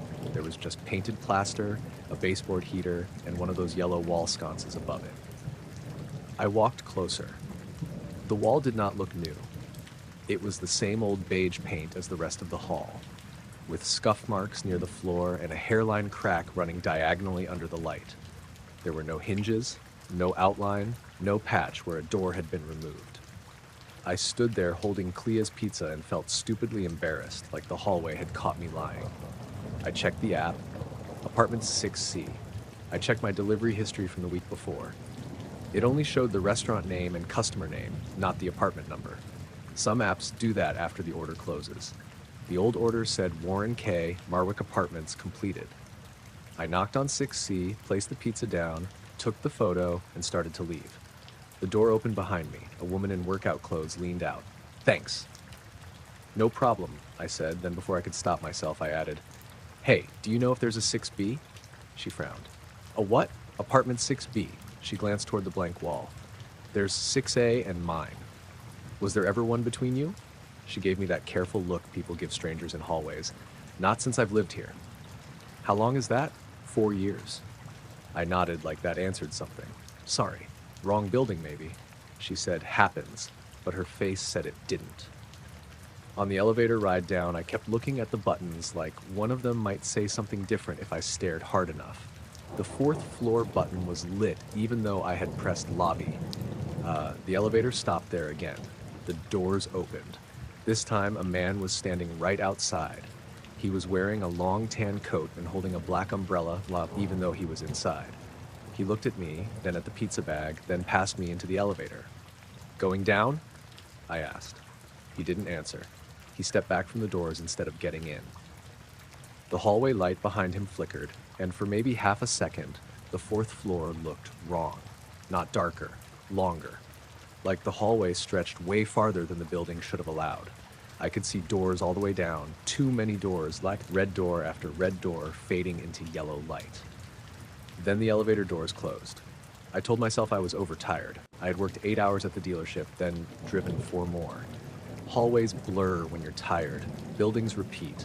Maybe there was another Marwick building somewhere, and I had mixed them up. Maybe I had delivered to 6D or 6E and remembered it wrong. But I remembered 6B. I remembered the old man's cardigan. I remembered him saying, "Careful on the 4th." When I reached the lobby, the guy with the tool belt was still there, this time sorting mail into the brass boxes. "Excuse me," I said. "Do you work here?" He turned. "Maintenance." "Is there an apartment 6B? He looked annoyed before I finished the question. "No." Was there ever? You sure? He straightened up. Pretty sure. I've been here 11 years. I pointed up like an idiot. There's 6A and 6C, though. Yeah. So why no 6B? He shrugged. Old numbering. They combined units before I was born, I think. Or maybe the plans changed. I don't know. Did an old man named Warren live here? His face changed a little. What last name? I don't know. The order just said Warren K. No Warren here. You manage the building? No, but I know most of the tenants. He went back to the mailboxes. I should have left, but I didn't. Can I check something? I asked. He sighed. What? The mailboxes. He stared at me for a second, then stepped aside in a way that said he thought I was wasting his time. I scanned the little brass doors. 1A, 1C, 1D, 2A, 2C, 3A, 3C. The building had weird gaps in the numbers, but no B units anywhere on the left stack. And when I got to the 6th floor row, there was 6A, 6C, 6D. No 6B. But between 6A and 6C, there was a darker rectangle on the brass, like a label had been there for a long time and had recently been removed. It was the size of the other number plates. I touched it without thinking. The maintenance guy said, "Don't mess with the boxes." Sorry. I went back to my car and sat there with the heat blasting, searching my phone. Warren K. Marwick Apartments. Apartment 6B, Wilmington. Nothing useful came up. Just rental listings and complaints about plumbing from years ago. Then I remembered the cash tip. I kept cash tips in the center console until the end of the week. I opened it and sorted through the crumpled bills. There were singles, a 5 from a lunch delivery, quarters, gas receipts, a pen with no cap. At the bottom was an old-looking $8 stack. 2 5s stuck together and 3 singles. That did not add up to 8. It added up to 13. Same as what I thought I had counted the first night. I separated the 2 5s. They were not stuck. One was a 5. The other was not money. It was a folded piece of receipt paper cut to the same size as a bill. I unfolded it. The paper was blank on one side. On the other side, print-faded blue ink, was 6B. Please knock doorbell, does not work. No restaurant name, no order number, no date. I took a photo of it. Then I put it in my glove compartment and drove home. For the next few days, I kept checking my app history, like the missing apartment number might come back. It didn't. I called support and asked if they could give me the delivery notes from a completed order. The support person clearly did not care and told me they could only verify that the order had been delivered successfully. When I asked for the address, they read the building address but not the unit. Can you see the unit? I asked. No unit listed, she said. There had to be. I'm sorry, I don't see one. That bothered me almost more than the wall. I never would have gotten to the right door without a unit number. About 2 weeks later, I got another order to the Marwick. I almost declined it, but the pay was good, and I was already nearby. It was from a diner this time. Turkey club, rice pudding, black coffee. The customer was an older woman in 3C. The lobby was empty when I came in. No maintenance guy, no tenants. The mailboxes looked the same. I glanced at the 6th floor row. There was still no 6B. I took the stairs instead of the elevator. I told myself it was for exercise. Really, I did not want to stop on the 4th again. The stairwell smelled like damp concrete and cigarettes. The lights buzzed overhead. My footsteps echoed in a normal way until I passed the 4th floor landing. There I heard a TV. Low, behind the stairwell wall. A news anchor talking from another room. I stood still with my hand on the railing. The 4th floor door had a small square window in it with wired glass. Through it, I could see the hallway. It looked normal. Short. Brown carpet. Red doors. Then someone knocked from the other side of the door. 3 polite taps. I stepped back. Nobody was visible through the window. The TV sound stopped. I kept going down to the 3rd floor, delivered the food, and left by the front stairs without looking back. When I got to my car, there was a voicemail on my phone from an unknown number. It had come in while I was inside the building, but my phone had not rung. The message was 12 seconds long. At first, there was only static. Then an old man's voice said, "Wet night." I was sitting in my car in clear weather. No rain, dry windshield, dry street. Then the same voice said, "You took the stairs this time." The message ended. I drove straight home and played it once for my roommate, Tevin. He listened with his eyebrows pulled together and asked who was messing with me. I told him I didn't know. He said it was probably someone from the app spoofing me or some tenant who thought it was funny. That sounded possible in the daytime. At night, it sounded less possible. A few days after that, I went back to the Marwick when I wasn't working. I parked across the street around noon when things felt safer. A woman was outside smoking under the awning, and I asked if the landlord was around. She pointed me to a small office in the back of the lobby. The landlord was a tired woman named Marisol Batty. She had reading glasses on a chain and a desk covered in labeled folders. I told her I was a delivery driver and had a question about an apartment number. She seemed annoyed but not rude. "There's no 6B, she said before I finished. "I know, that's what everyone keeps saying. Because there isn't." "Was there ever?" She pulled a folder from a cabinet without looking at the label, like she had answered this before. She opened a floor plan and turned it toward me. The 6th floor showed 6A, storage, 6C, 6D. Between 6A and 6C was a rectangle marked storage, pipe access. No apartment. "People ask about 6B?" I said. She looked at me over her glasses. "Once in a while, usually delivery mix-ups." "Has anyone named Warren lived here?" "No." "You checked?" "I know my tenants." "What about before you?" She shut the folder. "My family has owned this building since 1989. The room felt too warm. I thanked her and left. On my way out, I checked the mailboxes again. The darker rectangle between 6A and 6C was gone. Not faded. Gone. The brass was evenly scratched like it had never had anything there. I stood there long enough that Marisol came out of the office and asked if I needed something else. I said no. I stopped delivering to that building. Anytime an order came in for the Marwick, I declined it, even if it hurt my acceptance rate. For a while, that was enough. The receipt paper stayed in my glove compartment. The voicemail disappeared from my phone after an update, or at least that was when I noticed it gone. Then, in May, I sold my Corolla to a guy from Newark and cleaned it out before he picked it up. The glove compartment was mostly junk. Registration papers, napkins, ketchup packets, tire pressure gauge, the receipt paper from 6B. Except it was not blank on the back anymore. There was handwriting on it in blue pen, shaky but readable. You forgot the T. I stood in my driveway with the passenger door open and read it over and over. The Thai iced tea from that first order. No ice. I had handed it to him. I remembered the cup holder. I remembered trying not to spill it in the elevator. I remembered him taking the bag and drink together. I turned the paper over. The printed side still said, 6B, please, knock doorbell, does not work. That night, after the guy drove off in my old car, I got a notification from the delivery app. It was not an order, just one of those automated messages asking me to rate a past delivery. How was your delivery to Warren K? Under it was the building address for the Marwick. The date was that Friday night in the rain. The apartment line was blank. I tapped the notification, but the app opened to the normal home screen. There was no rating request, no order details, nothing waiting for me. A few weeks later, I drove past the Marwick on my way to pick up dinner for myself. I didn't mean to slow down, but I did. A light was on in the 6th floor hallway. From the street, I could see the row of windows along that side of the building. Most had curtains or blinds. One narrow section between two apartment windows had never had a window before, just brick.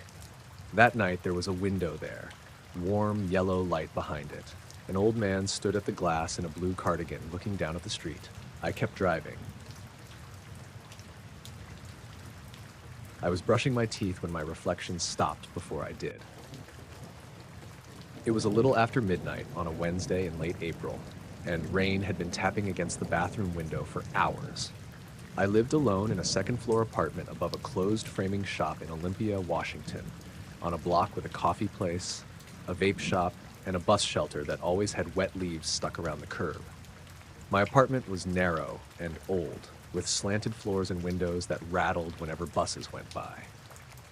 The bathroom was the worst room in it. The sink was tiny, the fan sounded like a lawnmower, and the mirror was one of those cheap medicine cabinet mirrors with rust spots along the bottom edge. It had a little gap on the right side where the cabinet door didn't quite shut flush. I was exhausted that night. I worked front desk at a veterinary clinic, and we had been slammed since lunch. A golden retriever had eaten a sock, a woman had cried because her cat needed dental surgery, and my coworker Tamsin had called out, so I had spent half the day answering phones while trying to check people in. By the time I got home, I ate crackers and peanut butter for dinner and fell asleep on the couch with my shoes still on. I woke up around 11:40 because my cat, Juniper Pike, was sitting on my chest and staring at the hallway. She did that sometimes when the upstairs pipes ticked, so I moved her, took out my contacts, and went to brush my teeth. That was when it happened. I was brushing the left side of my mouth, looking half asleep at my own face, when my reflection lowered the toothbrush. I kept brushing. It was only about a second, maybe less, but it was enough that I noticed. My hand was still moving. Foam was still building at the corner of my mouth. But in the mirror, my reflected hand had stopped near my chin. Then it caught up. The reflection raised the toothbrush again and matched me like nothing had happened. I froze with the toothbrush still in my mouth. My first thought was that I was more tired than I realized. Mirrors did not lag. That was not a thing. I leaned closer and blinked hard. My reflection blinked too. I moved the toothbrush slightly. It moved. I raised my left hand. It raised the reflected right one. Normal. I let out a little laugh through toothpaste foam because the alternative was standing in my bathroom at midnight believing my mirror had buffered. I finished brushing, rinsed, and went to bed. The next morning, the bathroom looked normal. The mirror was streaky. My towel was on the floor because Juniper liked to drag it down and sleep on it. My toothbrush was in the cup. Nothing weird. I forgot about it for most of the day. Then that evening, I got home from work and found the bathroom light on. I always turned it off. I was obsessive about it because the fan and the light were on the same switch, and the fan made the whole apartment buzz. It was on when I opened the front door. I could hear it before I even took my coat off. I walked into the bathroom, annoyed, and flipped the switch down. The fan stopped. The light went out. In the mirror, the light stayed on for a second longer. Not in the room. The actual bathroom went dark. But in the mirror, the bathroom behind my reflected shoulder stayed lit for one extra beat. I saw the yellow bulb over the shower curtain. I saw my reflected face still bright. Then it went dark too. I stood there with my hand on the switch. "Okay," I said out loud. I turned the light back on. The mirror matched. Off again. Matched. On. Matched. I did it 5 times and felt stupid each time. That night I called my younger sister Della while I made pasta. I tried to tell her in a casual way, "Have you ever been so tired your reflection looks delayed?" She was quiet for a second. "What?" "Like in a mirror. You move and it moves a little late. Were you high?" "No." "Were you drunk?" "No." "Then I don't like that." That was Della. She believed in nothing until it scared her, and then she believed in everything too much. "It was probably the bathroom light," I said. "How would the bathroom light delay your face?" "I don't know. Bad wiring." "Bad wiring doesn't do that, Mara." I hated when she used my name like that, like she was already worried. I changed the subject and we talked about our mom's birthday plans for 10 minutes. After I hung up, I avoided the bathroom until I couldn't anymore. Nothing happened that night. Nothing happened the next morning either. The second time it happened clearly was 2 nights later. It was a foggy night, which sounds dramatic, but it was just normal coastal spring weather there. Fog rolled in after rain and sat low over the street. From my kitchen window, the stoplights looked smeared and soft, and I could hear tires on wet pavement without seeing many cars. I was getting ready for bed, brushing my teeth again. I had made a point not to stare too hard at the mirror because I didn't want to train myself into seeing things. I looked down at the sink, at the little blue chip in the porcelain, at the toothpaste cap I had dropped near the faucet. Then I looked up. My reflection stopped brushing a second before I did. This time it did not catch up. It lowered the toothbrush. I kept brushing for maybe 2 more strokes before my body understood what my eyes were seeing. Then I stopped too. In the mirror, my reflection smiled. Not a big smile.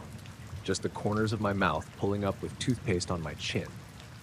My real mouth was hanging open around the toothbrush. Foam was sliding toward my wrist. I could feel my lips stretched in surprise, not smiling. The reflection kept smiling. I stared at it. It raised one finger to its lips, like it wanted me to stay quiet. I spit toothpaste into the sink without looking away, and because my mouth was so dry, it came out badly and splattered the faucet. The reflection did not spit. It kept one finger against its lips and watched me with my own eyes. I stepped backward and hit the toilet with my leg. The reflection stayed close to the mirror, still leaning over the sink. Then the bathroom light flickered. When it steadied, everything was normal again. I was standing there in the mirror with a toothbrush in my hand, toothpaste on my chin, eyes too wide. No smile, no finger, no delay. I left the bathroom without rinsing and sat on the edge of my bed until my legs stopped feeling weak. Juniper was under the bed. I could see her green eyes reflecting when I turned my phone flashlight on. She would not come out, even when I shook the treat bag. I slept with the lamp on.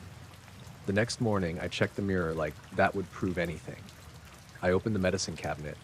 Inside were my allergy pills, floss, nail clippers, bandages, an old bottle of cough syrup, and the spare toothbrush I used to clean grout. Normal junk. I ran my fingers along the back of the cabinet. Nothing loose. I checked behind the mirror as much as I could without ripping it off the wall. There was no trick. At work, I made mistakes all day. I scheduled a corgi named Bexley for a follow-up on the wrong date. I charged a man twice for flea meds and had to reverse it. My manager, Viv, asked if I was sick, and I said I hadn't slept well. On my lunch break, I searched things like reflection delay, tired, and mirror hallucination stress. The results were useless. Eye strain, migraines, sleep deprivation, carbon monoxide, anxiety. I bought a carbon monoxide detector from the hardware store after work. It never went off. For a while, I used the hallway mirror instead of the bathroom one. It was small and oval and hung by the front door. I brushed my teeth in the kitchen sink and used my phone camera to check my hair. I told myself that was safer because I wasn't feeding the fear. Then I started noticing small things in the hallway mirror. Not big movements, just wrong timing. I would pass by with my work bag, and the reflected strap would swing after the real strap had already stopped. I would turn away, and in the corner of my eye, the reflection would still be facing forward for half a breath longer. Once, I waved my hand in front of it like an idiot, and for 3 waves, it matched me.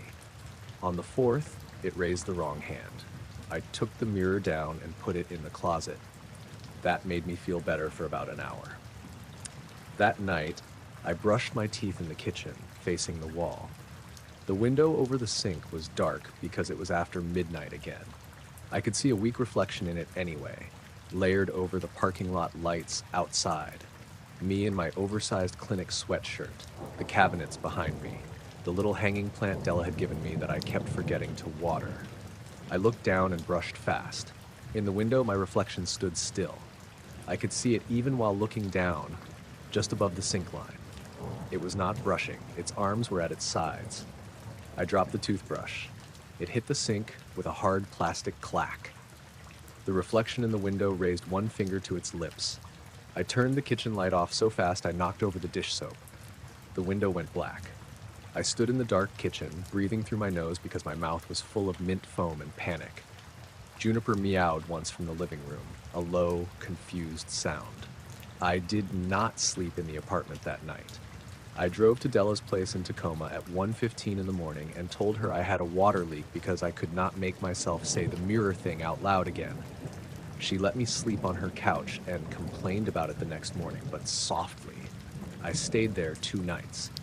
When I came back, my apartment smelled stale, like the heat had been on too long. The carbon monoxide detector still showed normal. The bathroom was clean because I had wiped the sink before leaving. The hallway mirror was still in the closet. The bathroom mirror had a handprint on it. It was small, my size, with fingers spread. Not on the outside. I know what fingerprints look like on glass. This was not like that. It was behind the mirror surface somehow, dull and foggy inside the reflection. When I touched the glass, it felt smooth and dry. I sprayed it with cleaner and wiped it until my arm hurt. The handprint stayed. I called my landlord, Mr. Palchak, and told him the medicine cabinet mirror was damaged and I wanted to replace it myself. He said fine, as long as I didn't mess up the wall. I bought a new mirror from a home store that evening, one of those plain, frameless rectangles. I took the old medicine cabinet down with a screwdriver and set it in the hallway. Behind it was just a rectangular hole, some old plaster dust, and a pencil mark from whoever installed it years before. No wires. No empty space, no hidden anything. I carried the medicine cabinet outside to the dumpster. As I lifted it, The mirror caught the gray evening light, and I saw myself in it, not the version holding the cabinet. A version of me standing in the bathroom in my clinic sweatshirt with wet hair and toothpaste on my chin. She smiled. I dropped the cabinet so hard the mirror cracked from one corner to the middle. A man walking his dog across the alley stopped and asked if I was okay. The dog, a shaggy brown thing with a red bandana, pulled away from the dumpster and whined. "I'm fine," I said. The man did not look convinced, but he kept walking. I put the cracked cabinet in the dumpster without looking into it again. For 3 days after I installed the new mirror, nothing happened. I brushed my teeth quickly with the bathroom door open and all the lights on. The new mirror was clean and flat. It reflected me normally. I started to relax a little in a careful way, like leaning weight onto a sore ankle. Then on Sunday morning, Della came over with coffee and a bag of pastries. It was bright out, one of those pale spring mornings after rain when everything outside looked washed. She used my bathroom while I was feeding Juniper in the kitchen. I heard the sink run. Then I heard it stop. Then Della said very calmly, "Mara?" I went to the bathroom doorway. She was standing in front of the new mirror, hands wet, staring at her reflection. "What?" I said. She didn't answer right away. Her reflection blinked. Della did not. Then Della turned to look at me, but her reflection kept looking straight ahead. I grabbed her arm and pulled her out of the bathroom. She didn't fight me. We stood in the hallway, and her face had gone pale in a way I had never seen on her. "I thought you were exaggerating," she said. I wasn't. "What is wrong with your apartment?" "I don't know." She looked past me toward the bathroom. It smiled at me. That was the first time I heard someone else say it. We left the apartment for the day and walked around downtown in the drizzle because neither of us wanted to sit inside. She told me to move. I told her my lease had 4 months left and I couldn't afford to break it. She said she would help. I said I would think about it. We said a lot of practical things because practical things made it feel like there was a handle on it. That night, I covered the bathroom mirror with a towel. I used painter's tape along the edges so it couldn't slip. Then I covered the microwave door, the dark TV screen, the glass frames on my wall, even the little reflective strip on my toaster. It took almost an hour, and by the end, my apartment looked like I was preparing to paint or lose my mind. At 2:04 a.m., I woke up to the sound of the bathroom sink running. I had slept on the couch with Juniper under the blanket beside my legs. She was awake too, body stiff, ears forward. The water ran for maybe 10 seconds, then it stopped. I sat up, not breathing much. A soft brushing sound started, toothbrush against teeth. Slow, steady, wet. I did not get up. The brushing went on for too long, a full minute, then 2. It had a rhythm that was almost mine, but not quite. Scrape, pause, scrape, scrape. Rinse, spit. Then a knock came from the bathroom mirror. Not the bathroom door, the mirror. A light tap on glass, then another. I stayed on the couch until sunrise with my phone in my hand and Juniper pressed against my side. When daylight came, I walked to the bathroom. The towel was still taped over the mirror. There was toothpaste foam dried along the bottom edge of it. I packed a bag that morning and stayed with Della again. I moved out 2 weeks later with help from her and a guy from work named Soren, who owned a pickup. I did not explain much to him. I just said the place had plumbing issues and I wanted out. On moving day, we kept all the mirrors covered. Soren joked once about vampires, then stopped when neither of us laughed. The last thing I took down was the towel over the bathroom mirror. I did it because I didn't want Mr. Palchak charging me for leaving tape on the glass. The new mirror was clean. My reflection looked tired and normal. I stared at it for a few seconds, waiting. Nothing smiled, nothing lagged, nothing raised a finger. I started peeling the tape from the top edge. My reflection did not move. I stopped. In the mirror, I was still peeling tape. My real hand was frozen at the corner. The reflection lowered its hand and leaned closer to the glass. It had toothpaste on its chin. It raised one finger to its lips. From the hallway behind me, Della called, "Mara, you coming?" In the mirror, my reflection looked past my shoulder and smiled wider. I walked out and left the towel hanging from one strip of tape. I first noticed the red car just after I passed the Tesco roundabout outside Penrith. It was a Monday night in February, wet and cold, with that thin, misty rain that made the road shine under every streetlight. I was driving back from Carlisle after a late seminar.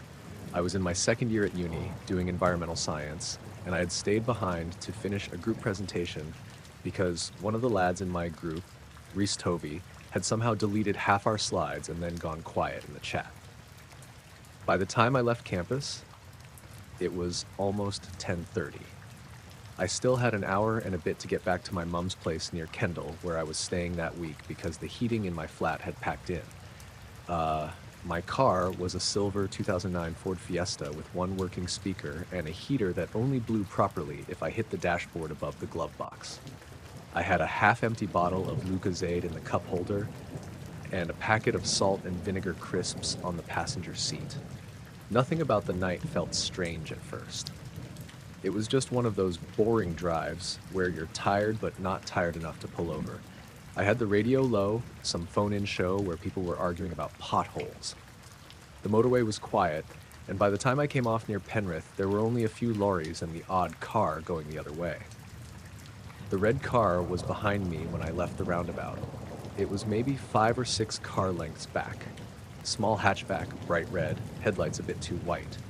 I noticed it because it took the same exit as me, but that wasn't weird. Plenty of people use that road. I drove past the retail park, past the closed McDonald's with the lights still on, and out toward the darker stretch. The red car stayed behind me. Again, not weird yet. People head the same direction. I told myself I was only noticing it because the roads were empty. If there had been 10 cars around us, I wouldn't have cared. But because it was just me and this one red car, every turn felt like a decision. I was not going straight home.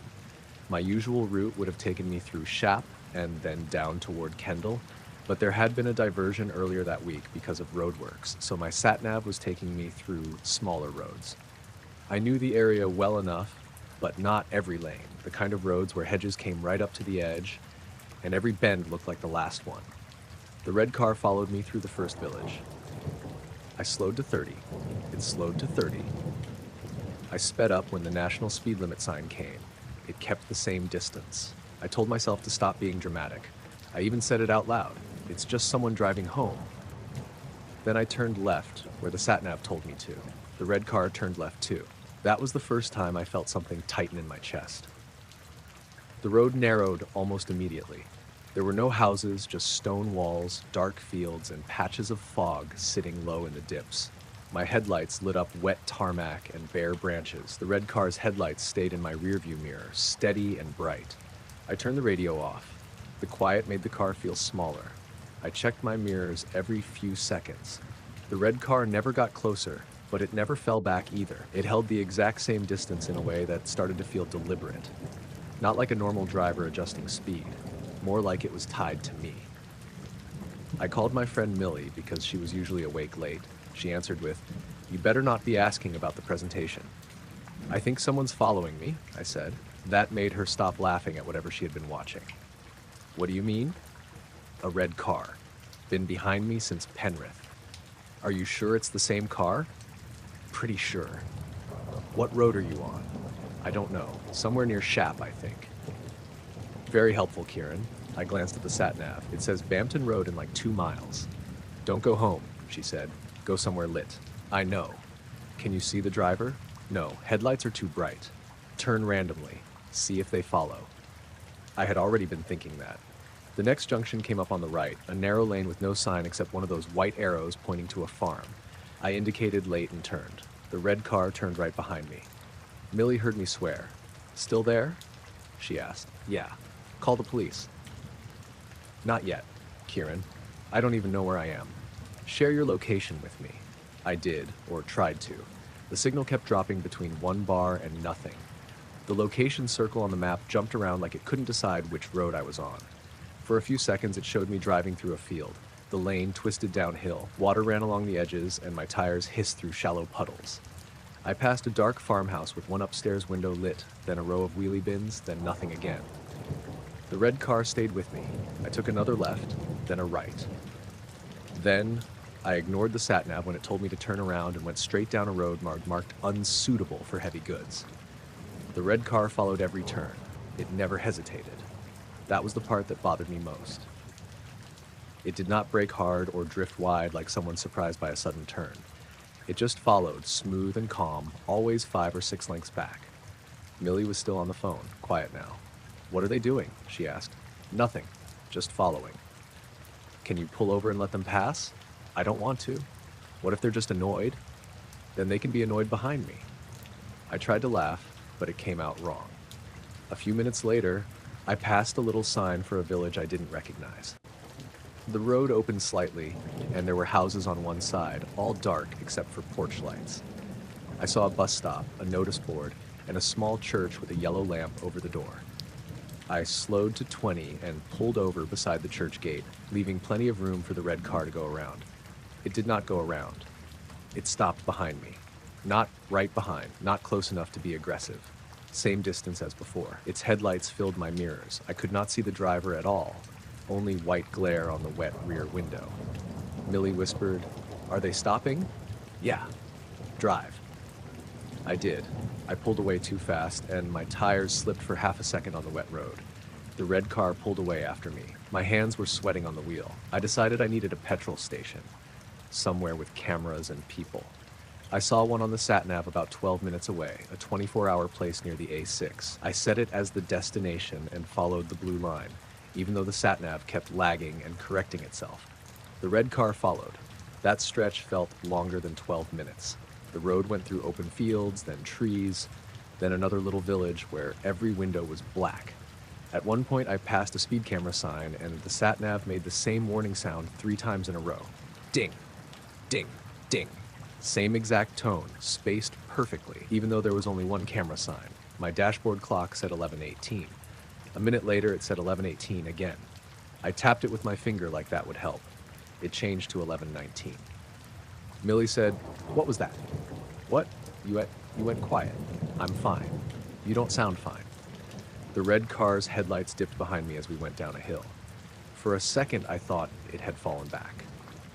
Then, in the rearview mirror, I saw something that made my stomach turn. There were 2 red cars behind me. One was 5 or 6 lengths back, where it had always been. The other was farther behind it, coming around the bend with the same white headlights. I blinked hard and looked again. Only one red car. I asked Millie, "Did I say anything just then?" "No? Why?" "I thought I saw 2 of them. Kieran, call the police. I'm nearly at the petrol station." I could see the lights ahead by then, bright white and green through the drizzle. It sat off a roundabout with a small shop and 4 pumps under a canopy. There was a lorry parked along the side and 1 car at pump 3. I felt relief so sharp it almost made me dizzy. I indicated and turned into the petrol station. The red car followed me to the entrance. Then it disappeared from my mirror. It didn't turn away.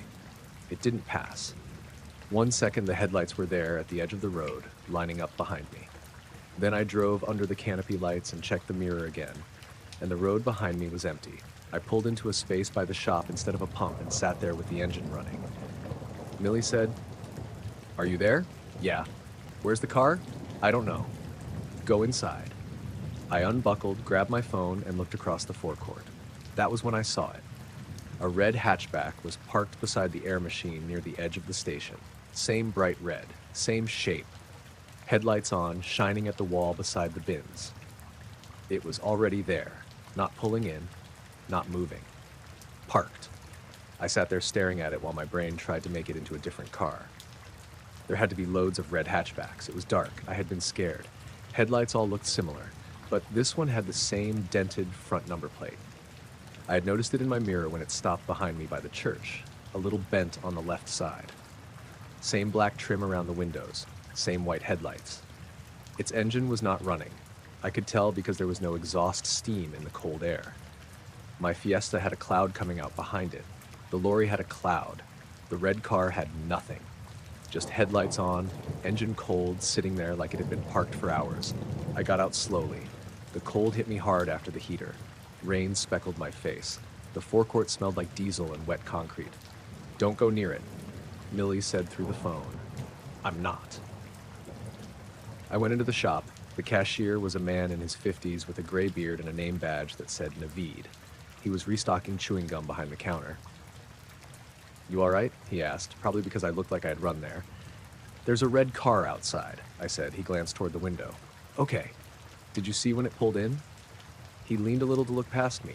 That one by the air? Yeah, it's been there. How long? He shrugged. Since before I came back from break, 20 minutes maybe. I looked at my phone. 11:22. That wasn't possible. 20 minutes ago, it had been behind me on a road 10 miles away. Is someone with it? I asked. Not that I saw. Can you check cameras? He gave me a look. Not rude, just tired. Why? I think it was following me. That changed his face enough that he stopped messing with the gum.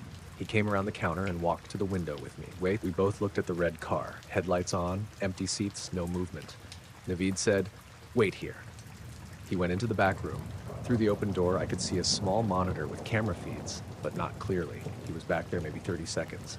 When he came out, he looked more annoyed than concerned. "Cameras are acting up," he said. "How?" Forecourt keeps jumping. It shows the car, then no car, then car again. Can I see? No. He said it too quickly.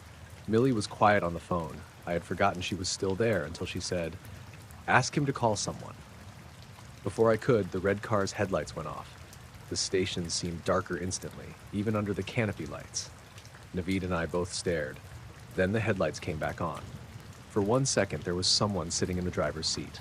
I saw only a shape, head and shoulders, facing forward, hands maybe on the wheel. Then the light flickered, not the car lights, but the shop window reflection, and the seat was empty again. Naveed took a step back from the glass. I said, "You saw that?" He didn't answer.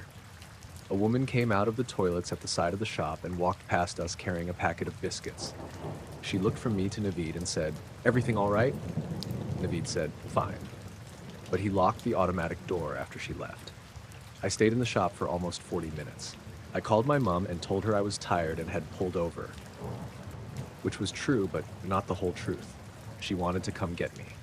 I said no because I didn't want her on those roads. Eventually, Naveed walked me outside and stood by the door while I got in my car. The red car was still parked by the air machine. The headlights were off now. As I reversed, my headlights swept across its windscreen. There was frost or condensation on the inside of the glass, a dull gray film. Written in it, backwards from my angle, were 3 words. "Stay off back roads." I stopped reversing. Then I blinked and the words were gone. I drove home on the main roads only. Millie stayed on the phone the whole way, even though neither of us said much. Nothing followed me. No red car, no strange turns, no clock freezing. When I got home, my mom was awake in the kitchen with her dressing gown on. She had made tea she wasn't drinking. I told her a car had followed me, and I had got scared. She hugged me, then started asking practical questions. Number plate? Make? Model? Did I call police? Was I sure it was the same car? I could not answer most of them. The next morning, I called the petrol station to ask about the car. A different worker answered. He put me on hold, then came back and said there had been no red car left overnight. Nothing had been towed.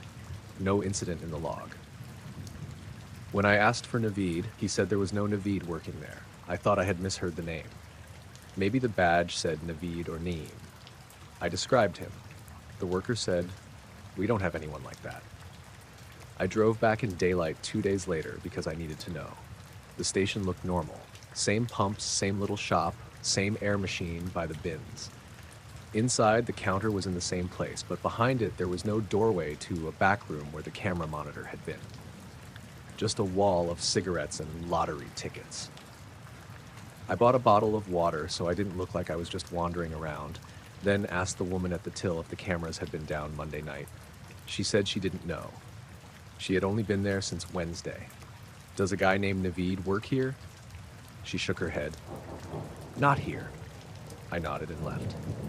On the way out, I looked at the air machine. There was a wet rectangle on the ground beside it, like a car had been parked there in the rain and recently moved. The rest of the concrete was dry under the weak winter sun. I went home by the main road again. A week later, I was cleaning out my Fiesta because my mom said it smelled like old crisps. Under the passenger seat, I found a petrol station receipt. It was damp around the edges, even though the inside of my car was dry. No items listed. No card number. Just the station name, the date of that Monday night, and the time, 11 p.m. Under that, Where the pump number should have been, it said, "Already here, I put it in the glove box." I still used the same routes after that, but never at night if I could help it. When I had late seminars, I slept on Millie's sofa or waited until morning. People acted like I was being dramatic, and after a while, I stopped explaining. About a month later, I came out of the library after a study session and found a note under my windscreen wiper. It was folded once, held down by a smear of rainwater. There were no words inside, just a small pencil drawing of a red hatchback seen from behind with its headlights shining backward.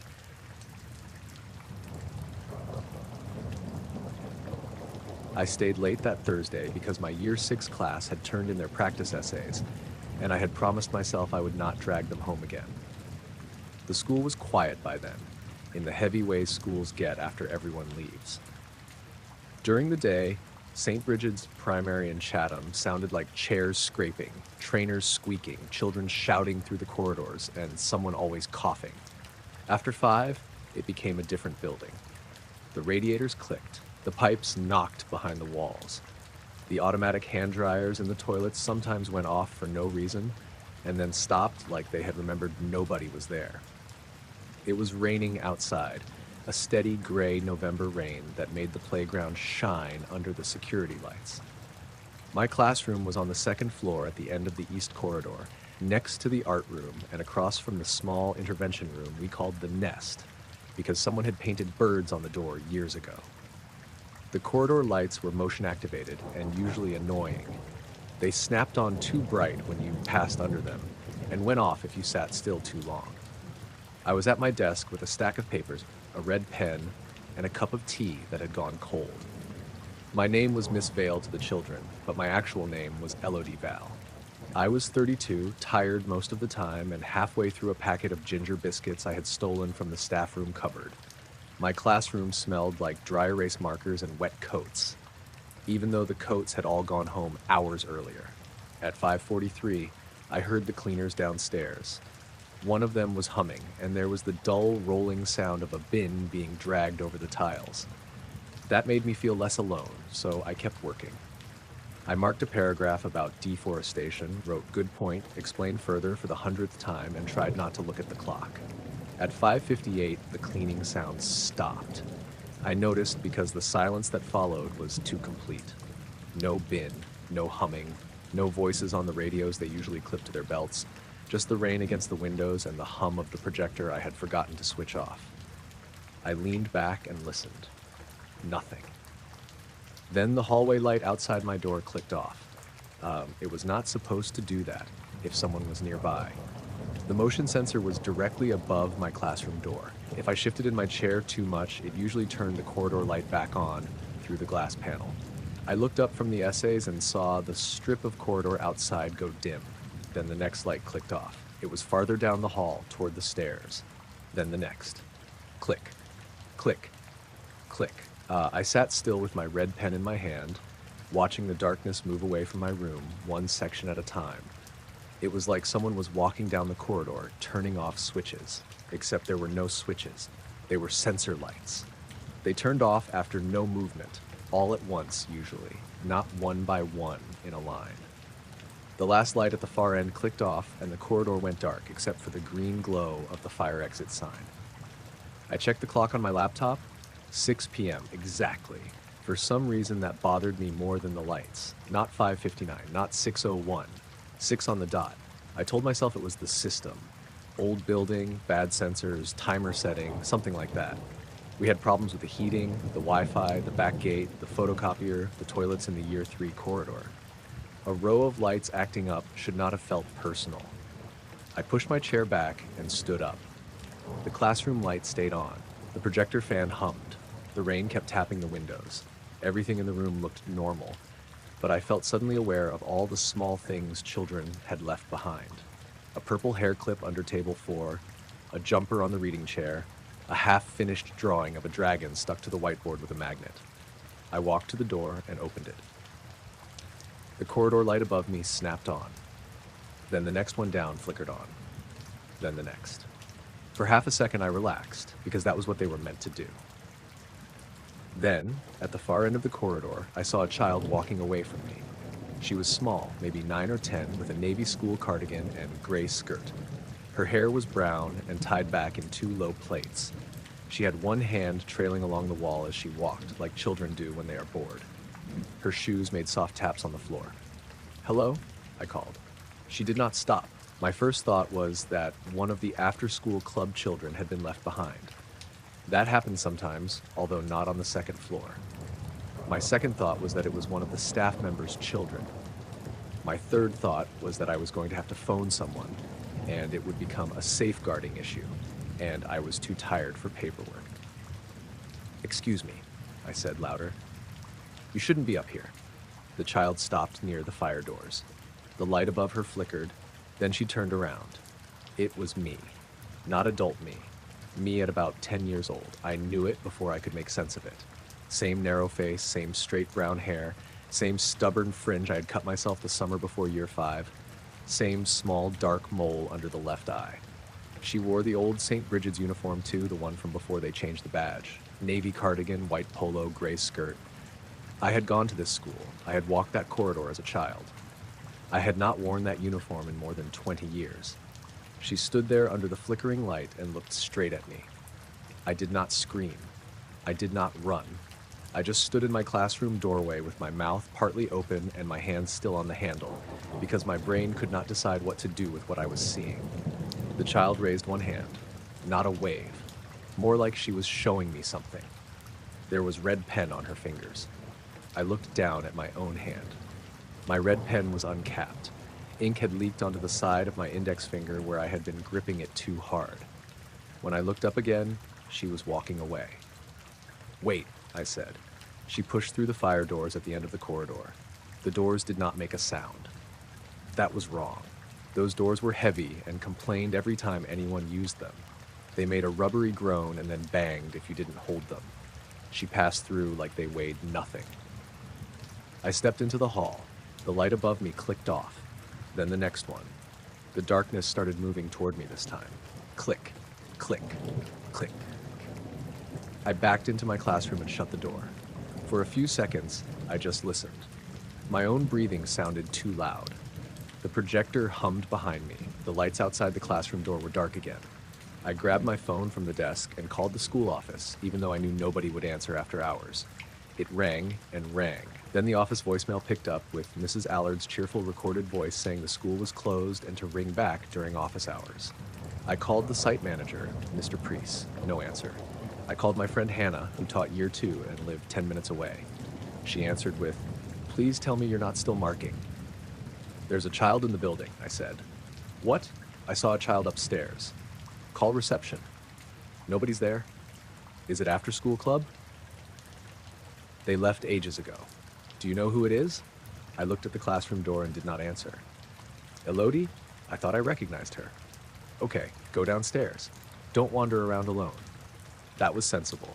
I picked up my keys, laptop, and coat. Then I noticed something on the top essay. A red mark that I had not written. It was a circle around one sentence in a boy named Callum's essay. His handwriting was large and slanted. The sentence said, "When trees are gone, places remember what used to be there." I stared at it for a moment. Then there was a knock at my classroom window. Not the door, the window. My classroom was on the second floor. I turned very slowly. Rain streaked the glass. The window reflected the classroom lights, the hanging paper planets, the rows of tables. Behind all that, outside in the dark, a small hand was pressed flat to the glass, child-sized. Then it slid down, squeaking faintly, and disappeared below the sill. I left the room. I did not lock the door. I just walked quickly into the corridor and toward the stairs. The lights came on above me as I moved, but slower than usual. Each one clicked on half a second after I had already stepped under it, leaving me walking into darkness and being lit from behind. At the fire doors, I stopped. Through the little square window in the left door, I could see the stairwell beyond, but it did not look right. There should have been a landing, then a turn, then the stairs down to the first floor. Instead, I saw another corridor, long and dim with blue classroom doors and a row of coat pegs along one wall. It looked like the infant corridor from the old part of the school, the way it had looked when I was a pupil. The walls were painted pale yellow instead of cream. There were paper leaves stapled to a display board. One of them had my name on it in a child's handwriting. LODV. I blinked, and the stairwell was back. I pushed through the doors hard enough that they banged. The noise made me feel better, because at least that was normal. I hurried down the stairs. On the first floor landing, I heard children laughing somewhere below. Not loud, not playground laughter, more like the muffled sound of a class lining up outside an assembly hall. I stopped again. It was 6 o'clock in the evening. There were no children in the building. The laughing stopped all at once. Then a girl's voice said from below, "Miss Vale?" I gripped the handrail. Another voice, an adult one, called from the same direction, "Elodie, come along now." That voice belonged to Mrs. Fenner, my Year 5 teacher. She had retired when I was 12. She had probably been dead for years. I didn't know. I hadn't thought about her in ages. But I knew the voice. Soft, clipped, always sounding a little disappointed. I went back up one step without meaning to. My phone buzzed in my hand. It was a text from Hannah. "Are you out?" I typed, "Coming now." The message would not send. The little circle spun and spun. From the bottom of the stairs, someone started walking up. Slow steps, child steps. I turned and went back through the fire doors onto the second floor, because fear does not always choose the smartest direction. The corridor lights were on now, all of them, bright and buzzing. At the far end, outside my classroom, the little girl stood waiting. She held my red pen. I did not remember dropping it, but I must have, or maybe I hadn't. I looked at my hand. Empty. She pointed the pen at the door of the nest, the small intervention room. When I was 10, that room had been called the quiet room, and I had hated it. I had been sent there once after a fight with a girl named Priya Nand, who said my dad only came to parents' evening because my mom made him. I shoved her. Not hard, but enough. Mrs. Fenner made me sit in that room alone until I calmed down. I remembered something else then, something I had not thought about in years. The lights had gone off while I was in there.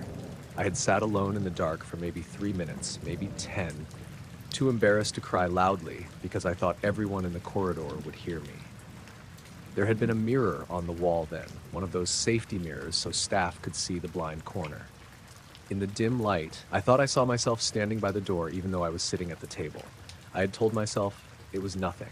The little girl opened the nest door. Inside, the room was not the nest. It was the old quiet room. Same square table, same orange chairs, same faded poster about using your words, same mirror high in the corner. A girl sat at the table with her back to me. Me. 10-year-old me. But the girl standing in the hallway was also me. The one at the table had her head down, shoulders stiff, hands clenched in her lap. The one in the hallway looked up at me and whispered, "You left me in there." Her voice was mine, but smaller. I stepped back. "No." She frowned, not angry, just confused. "You did. I was a child." She looked toward the room. So was I. The lights clicked off at the far end of the corridor. One by one, they started coming toward us. Click, click, click. The girl in the hallway held the red pen out to me. I did not take it. The light above her went off. When the next one came back on, she was gone. The nest was the nest again. Bird painting on the door, beanbag in the corner, plastic tray of fidget toys, no mirror. My phone rang. I almost dropped it. Hannah's name was on the screen. "Where are you?" she said. "Second floor." "I'm outside. Your car's here. The front doors are locked." "I'm coming." "Are you okay?" I looked down the hallway. It was fully lit now, ordinary and empty. "No," I said. I went downstairs without stopping. The stairwell stayed a stairwell. No voices, no footsteps, no children laughing. The front lobby lights were on, and through the glass, I could see Hannah standing outside in a yellow raincoat, holding her phone to her ear. The door was locked from the inside with the thumb turn. I unlocked it and stepped out into the rain. Hannah took one look at me and stopped asking questions. She drove me home because I did not want to get in my own car. The next morning, she brought me back before school so I could collect it, and we checked the building together. Nothing was out of place except my classroom door, which was still unlocked. On my desk, the stack of essays sat where I had left it.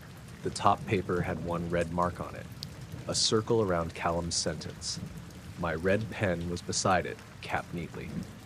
I asked Mr. Priest later if the motion lights had been faulty the night before. He said no. He checked the system anyway and told me the second floor corridor sensors had not registered movement between 5:51 and 6:19. I asked about cleaners. They had left at 5:40. I asked whether the nest had ever had a mirror. He said not since he'd worked there. I kept teaching there until the end of the year because leaving midterm would have caused too many problems and because ordinary life has a way of forcing itself back in. Children still needed spellings checked. Parents still complained about lunchboxes. Staff meetings still ran too long, but I stopped staying after 6. On the last day before summer break, I cleared out my desk. At the bottom of the drawer, under old stickers and dried-out whiteboard pens, I found a folded piece of lined paper.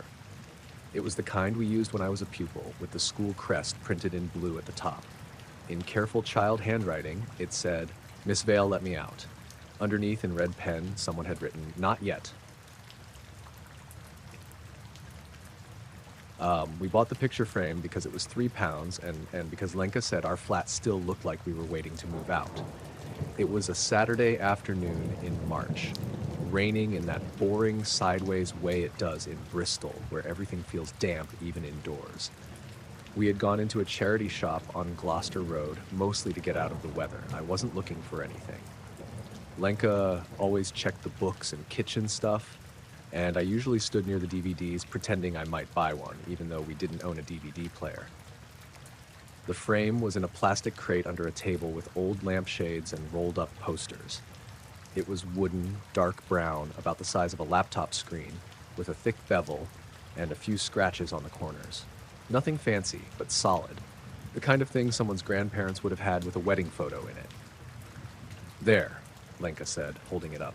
"That would actually look nice over the little cabinet." I took it from her and checked the back. The stand was missing, but the hooks were still there. No glass cracks. No picture inside, just the cardboard insert with some faded print that said 8 by 10. £3, I said. Exactly. We had moved into the flat 4 months earlier. It was the ground floor of a converted Victorian house in Bishopston, with high ceilings, creaky floors, and windows that let in more street noise than light. The living room had a green sofa we'd bought secondhand, a coffee table with a burn mark on one corner, and a small cabinet by the alcove where we kept bills and takeaway menus. Above it was a blank patch of wall with a rawl plug already sticking out, left by the last tenant. Lenka hated that blank space. I paid for the frame, and the older woman at the till wrapped it in old newspaper. She made a joke about the weather and told us to stay dry. I remember her hands because she had bright blue nail polish chipped at the tips. I remember the frame feeling heavier than I expected in the carrier bag. Nothing strange happened in the shop. We stopped for coffee, picked up groceries, and walked home under one umbrella, arguing about whether coriander tasted like soap. By the time we got back, both of us had wet socks and bad moods. Our cat, Pasha, was sitting on the back of the sofa with his tail flicking, annoyed that we had been gone long enough for him to invent a grievance. I put the shopping away while Lenka leaned the frame against the wall near the cabinet. "We need a photo for it," she said. "Of what?" "I don't know. Something that makes us look like adults. We could frame the council tax bill." She ignored that. Later that evening after dinner, she picked the frame up again and said, "Hang on." I was washing a pan at the sink. "What?" "There's a photo in this." I turned around. "No, there isn't." "There is." She was standing by the cabinet with the frame in both hands, looking down at it. I dried my hands and went over. The cardboard insert was gone. Behind the glass was a photo. At first, my brain treated it like one of those generic frame photos that comes already inside when you buy new ones. A smiling family on a beach, or a black and white city street. But this was not generic. It was our living room. The angle was wrong immediately. It was taken from high up in the far corner near the ceiling, above the bookshelf, looking down across the room. You could see the green sofa, the coffee table, the cabinet, the rug with the frayed edge, the floor lamp with the crooked shade. You could see the window with the rain beating on the outside. And on the sofa, Lenka and I were asleep. Not posing. Not pretending. Asleep. I was lying on my back with one arm hanging off the cushion, mouth slightly open in an ugly way. Lenka was curled against my side with her knees tucked up. Pasha was on the armrest near our feet, looking toward the camera. The TV was on in the photo, showing a pale blue screen. I didn't move for a few seconds. Lenka said, "That's not funny." I didn't do that. "Tom?" "I swear to God I didn't." She looked at me then, properly, and I could see she believed me because she looked more scared than angry. We both turned and looked up at the corner of the living room. There was nothing there, just old plaster, a bit of cobweb, and the top edge of the bookshelf. No camera, no hole, no shelf. Nothing. I took the frame from her and held it closer. The photo was printed on glossy paper, not cheap home printer paper. It looked real. The lighting was dim and grainy, like it had been taken at night without flash. I could see details that made my stomach feel strange. My blue work hoodie folded over the back of a chair, Lenka's slippers near the radiator, a glass on the coffee table with a spoon in it. All of those things were there in the room right then, except the glass. I had just washed it. "Maybe it was here already," I said, although I knew that made no sense. Lenka shook her head. "It had the cardboard thing in it." "I know. We both saw it." "I know." She reached for the frame and started undoing the little metal tabs on the back. Her hands were unsteady.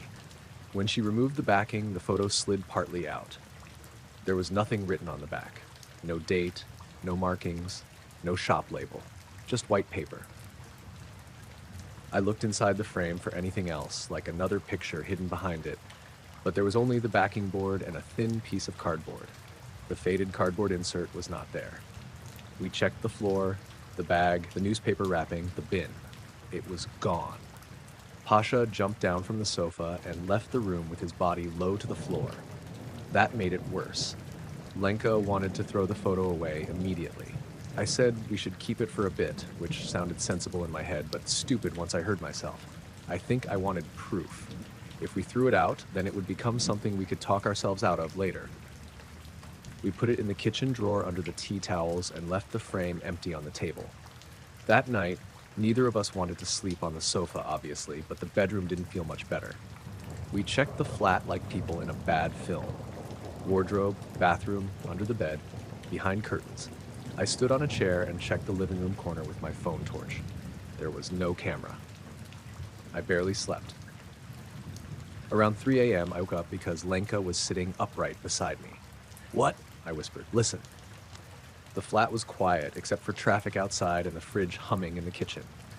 Then I heard a click from the living room, like the TV turning on. A pale blue light showed under the bedroom door. Lenka gripped my wrist. We did not have a remote in the bedroom. The TV remote was on the coffee table. I had left it there. I was sure. I got up because one of us had to, and because pretending to be brave was easier than lying there. I opened the bedroom door. The TV was on. Blue input screen. No signal. The living room looked exactly like the photo. Not mostly. Exactly. My hoodie was on the chair. Lenka's slippers were by the radiator. A glass with a spoon in it sat on the coffee table. I had washed that glass and put it in the cupboard. I walked over and touched it. There was water in it, cloudy, like someone had rinsed milk from the bottom and not cleaned it properly. The spoon was one of our small teaspoons with a bent handle. Lenka stood in the doorway and said, "Turn it off." I turned the TV off at the plug. The room went dark. From the corner above the bookshelf, something made a soft camera shutter sound. Not loud. Not mechanical like an old camera. More like a phone taking a picture with the sound turned low. We both heard it. Lenka said, "We're leaving." We spent the rest of the night at her sister Maya's house in Bedminster.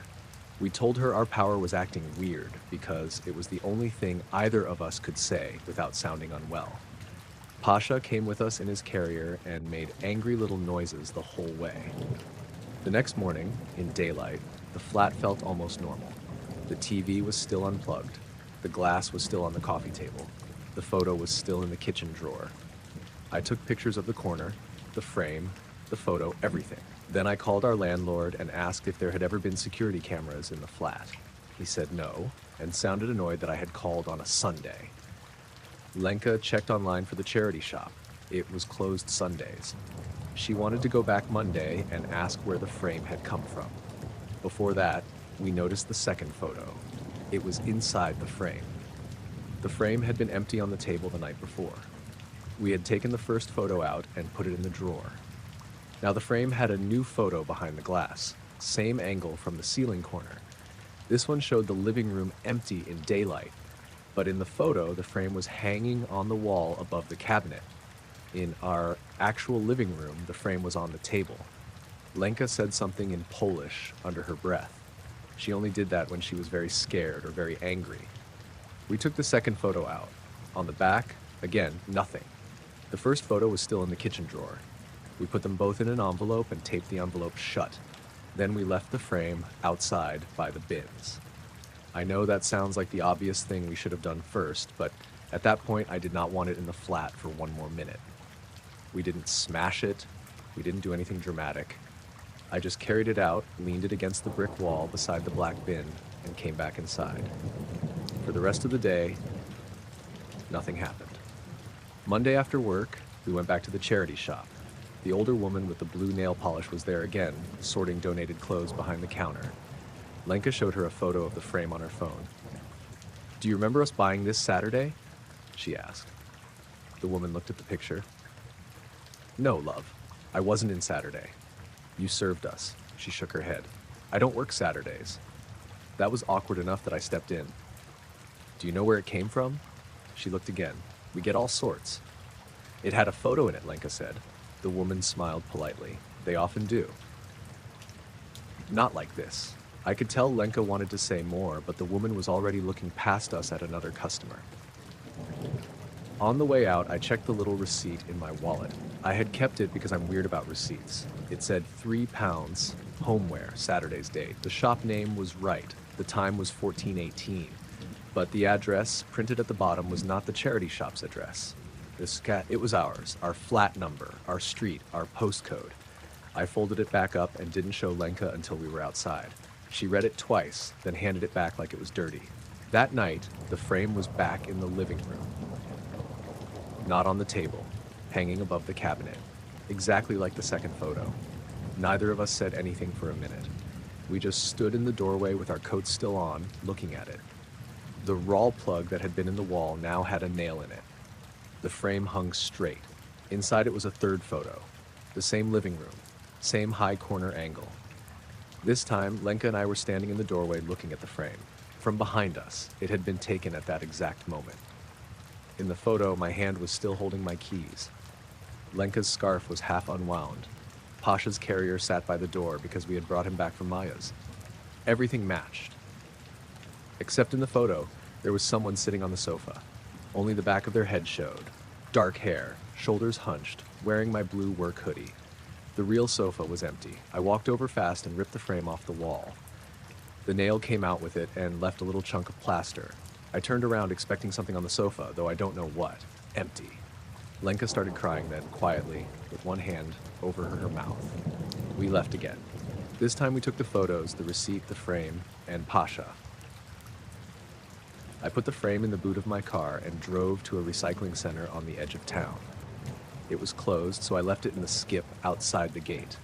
I know you're not meant to do that. I didn't care. We stayed at Maja's for a week. I checked my car boot every morning. Empty.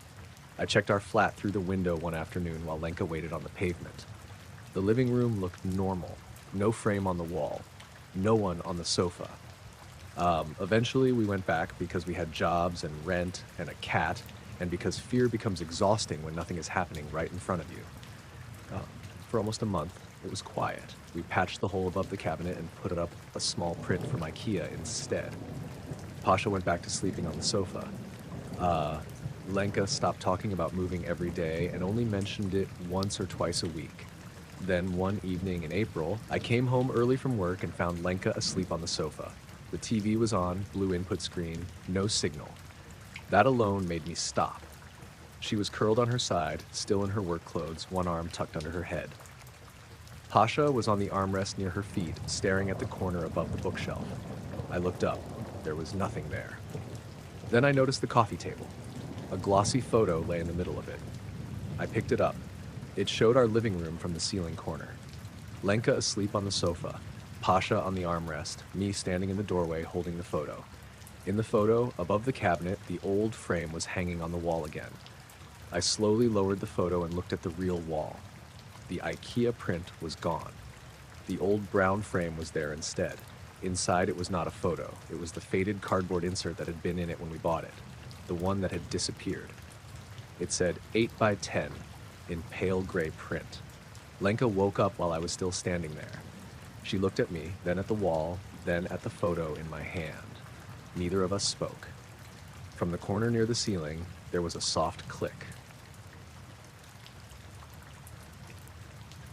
The announcement said my full name just after we left Clapham Junction.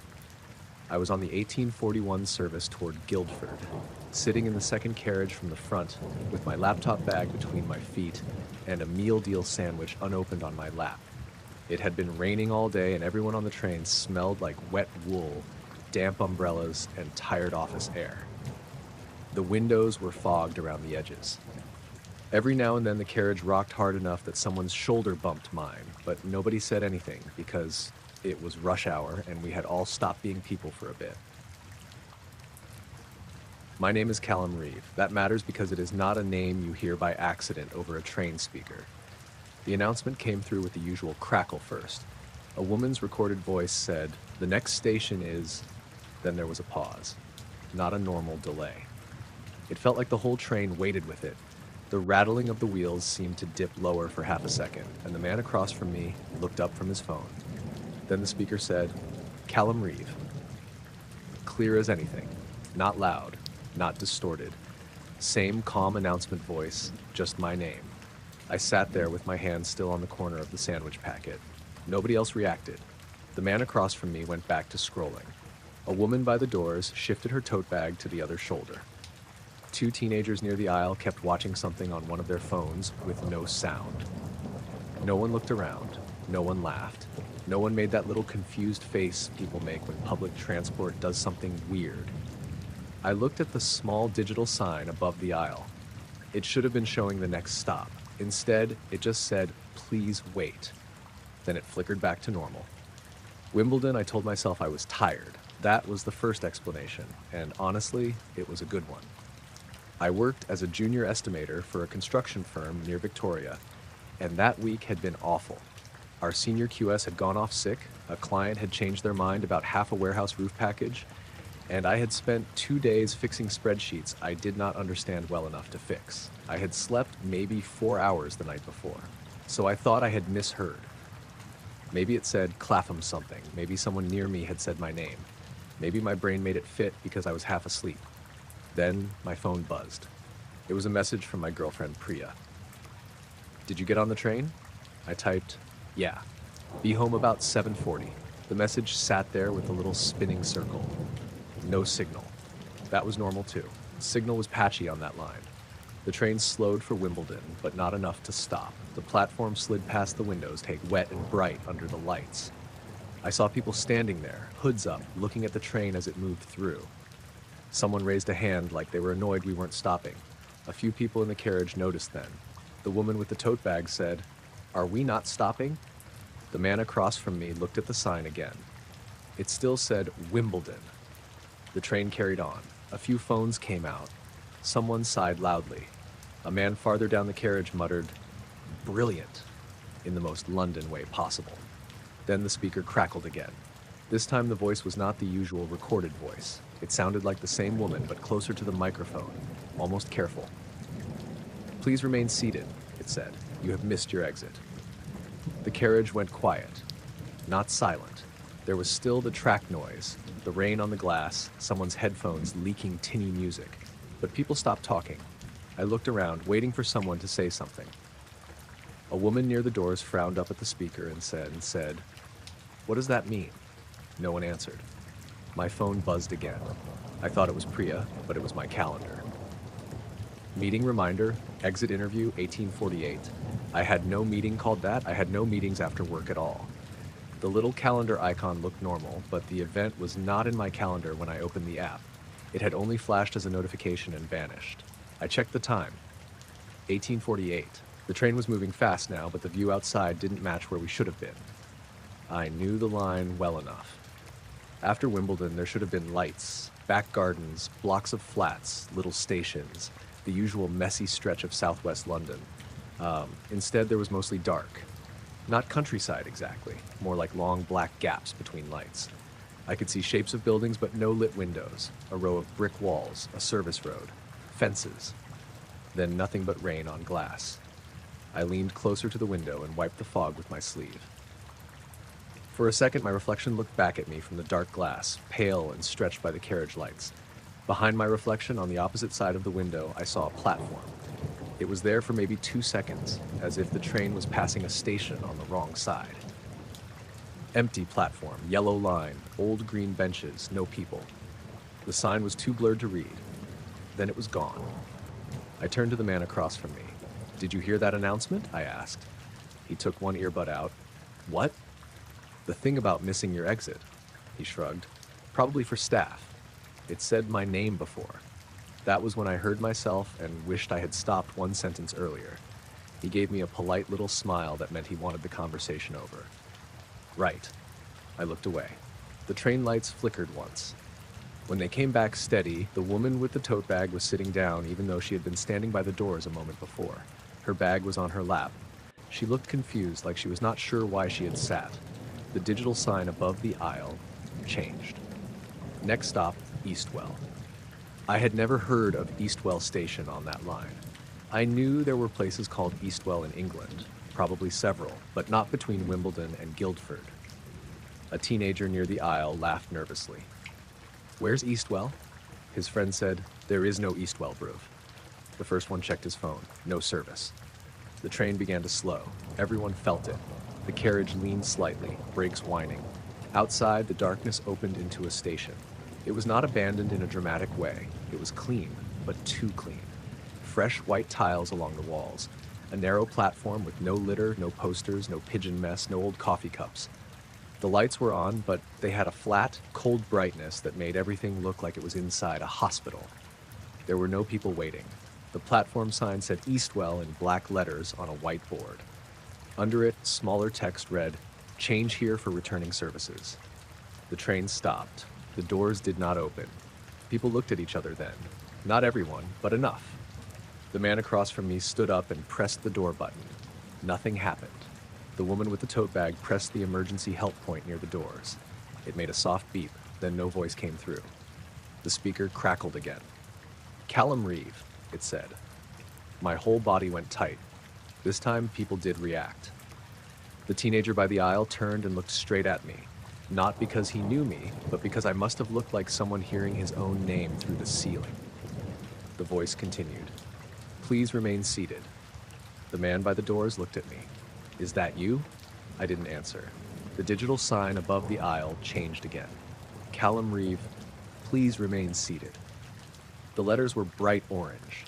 Too bright. I stood up. I don't know why. It was the opposite of what the announcement said, and I am usually the kind of person who follows instructions even when they are stupid. But seeing my name above everyone's heads made me feel trapped in my own skin. My laptop bag strap caught around my ankle, and I nearly tripped. I kicked it loose and moved toward the doors. The man across from me said, "Mate, don't." The doors opened. Only the set I was standing in front of. No chime, no warning. Just a clean hiss and cold air rolled into the carriage. Nobody moved. The platform outside was empty. Rain streaked down beyond the canopy, but I couldn't hear it properly. The station sounded muffled, like there was glass between me and everything else. I stepped down. The doors closed behind me. That was when people started reacting. I saw faces through the window. The teenager's mouth moved. The woman with the tote bag raised one hand. The man across from me hit the door button again. The train pulled away. Not slowly. It left like it had been waiting only for me to get off. The carriages slid past, each window showing people under bright lights, all looking forward or down at their phones. By the time the last carriage passed, I could not see anyone looking at me. Then it was gone. I stood alone on the platform at Eastwell. There was no wind, even though the rain beyond the canopy fell at an angle. The station had had one platform, one set of tracks, and stairs leading down to an underpass at the far end. No ticket machines, no maps, no staff office, no adverts. The benches were painted green and looked new, but the metal station clock above them had stopped at 1848. My phone had no signal. I tried calling Priya anyway. The call failed before it rang. I walked to the station sign and took a picture. The camera made the shutter sound, but when I opened my photos, the newest image was from lunch, a picture of a cracked paving slab I had sent to a site manager. No station photo. I took another. Same thing. The screen flashed like it took the photo. Nothing saved. That was the moment I started to feel properly scared. I walked toward the stairs because standing still felt worse. My footsteps echoed on the platform tiles. The stairs went down into a tiled passage lit by long fluorescent tubes. At the bottom, there was a sign with two arrows. Way out, way back. Both arrows pointed left. I went left. The passage should have led outside. Instead, it opened into another platform. Same white tiles, same green benches, same Eastwell sign, same stopped clock at 1848. Only now there was a vending machine near the wall. It was humming softly. The front was lit, showing rows of crisps, water bottles, and chocolate bars. One item in the middle row had my full name printed on the little price label instead of a price. Callum Reeve. I backed away from it. Then I heard a train coming. Not from far away. It sounded like it was already there, wheels rumbling under the platform. A wind pushed along the tiles and lifted the edge of a loose notice taped to the wall. The notice had no writing on it. A train pulled in on the other side of the platform. Same model, same route colors, same wet windows. The doors opened. Inside, the carriage was empty, except for one person. Me.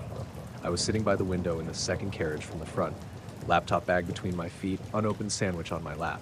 I was looking down at my phone. I couldn't move. The version of me inside the train looked up. He looked tired, pale, confused. He looked exactly how I must have looked 20 minutes earlier, or 5 minutes earlier, or whenever this was. His eyes moved from my face to the platform sign behind me. The speaker above the platform crackled. "Please remain seated," it said. The me inside the train stood up. I raised both hands without thinking, like I was warning him back. "No," I said. I don't know if he heard me. The doors closed between us.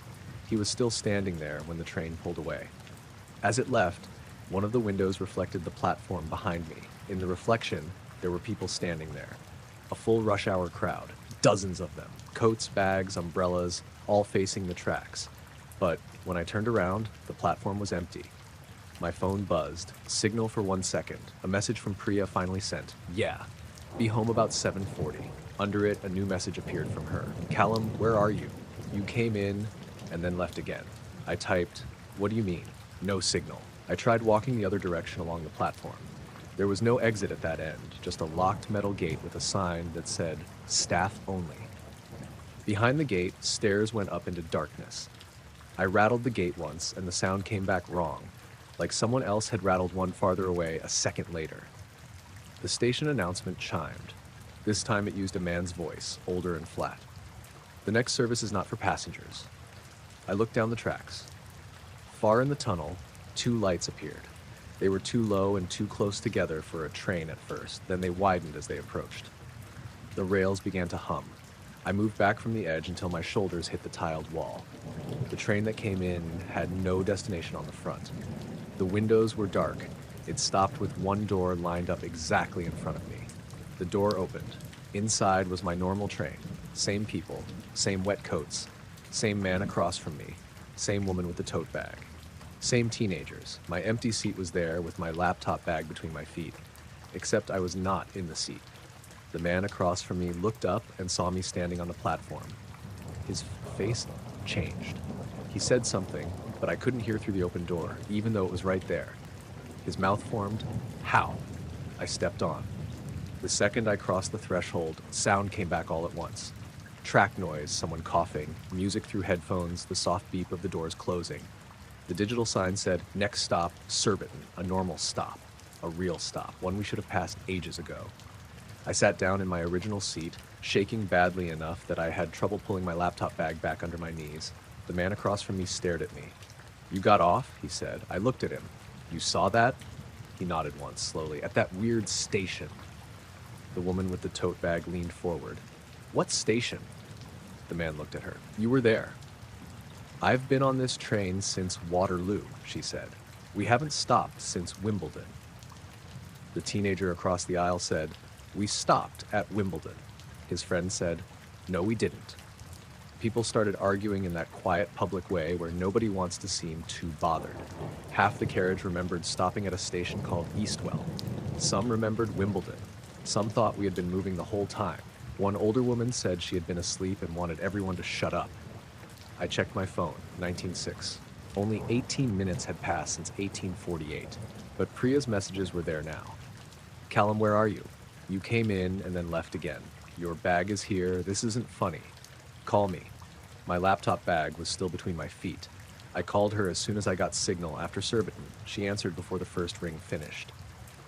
Where are you? She said. On the train.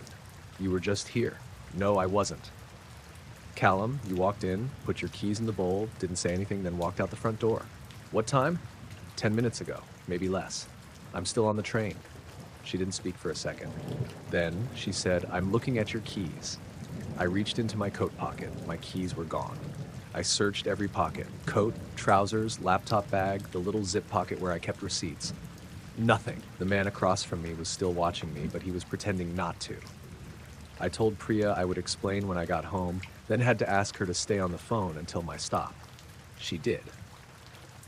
I could hear our dog, Fenwick, barking in the background, sharp and nervous. He was a little brown lurcher mix who only barked at delivery drivers and foxes in the garden. When the train reached my actual station, I waited until 3 other people got off before I stood.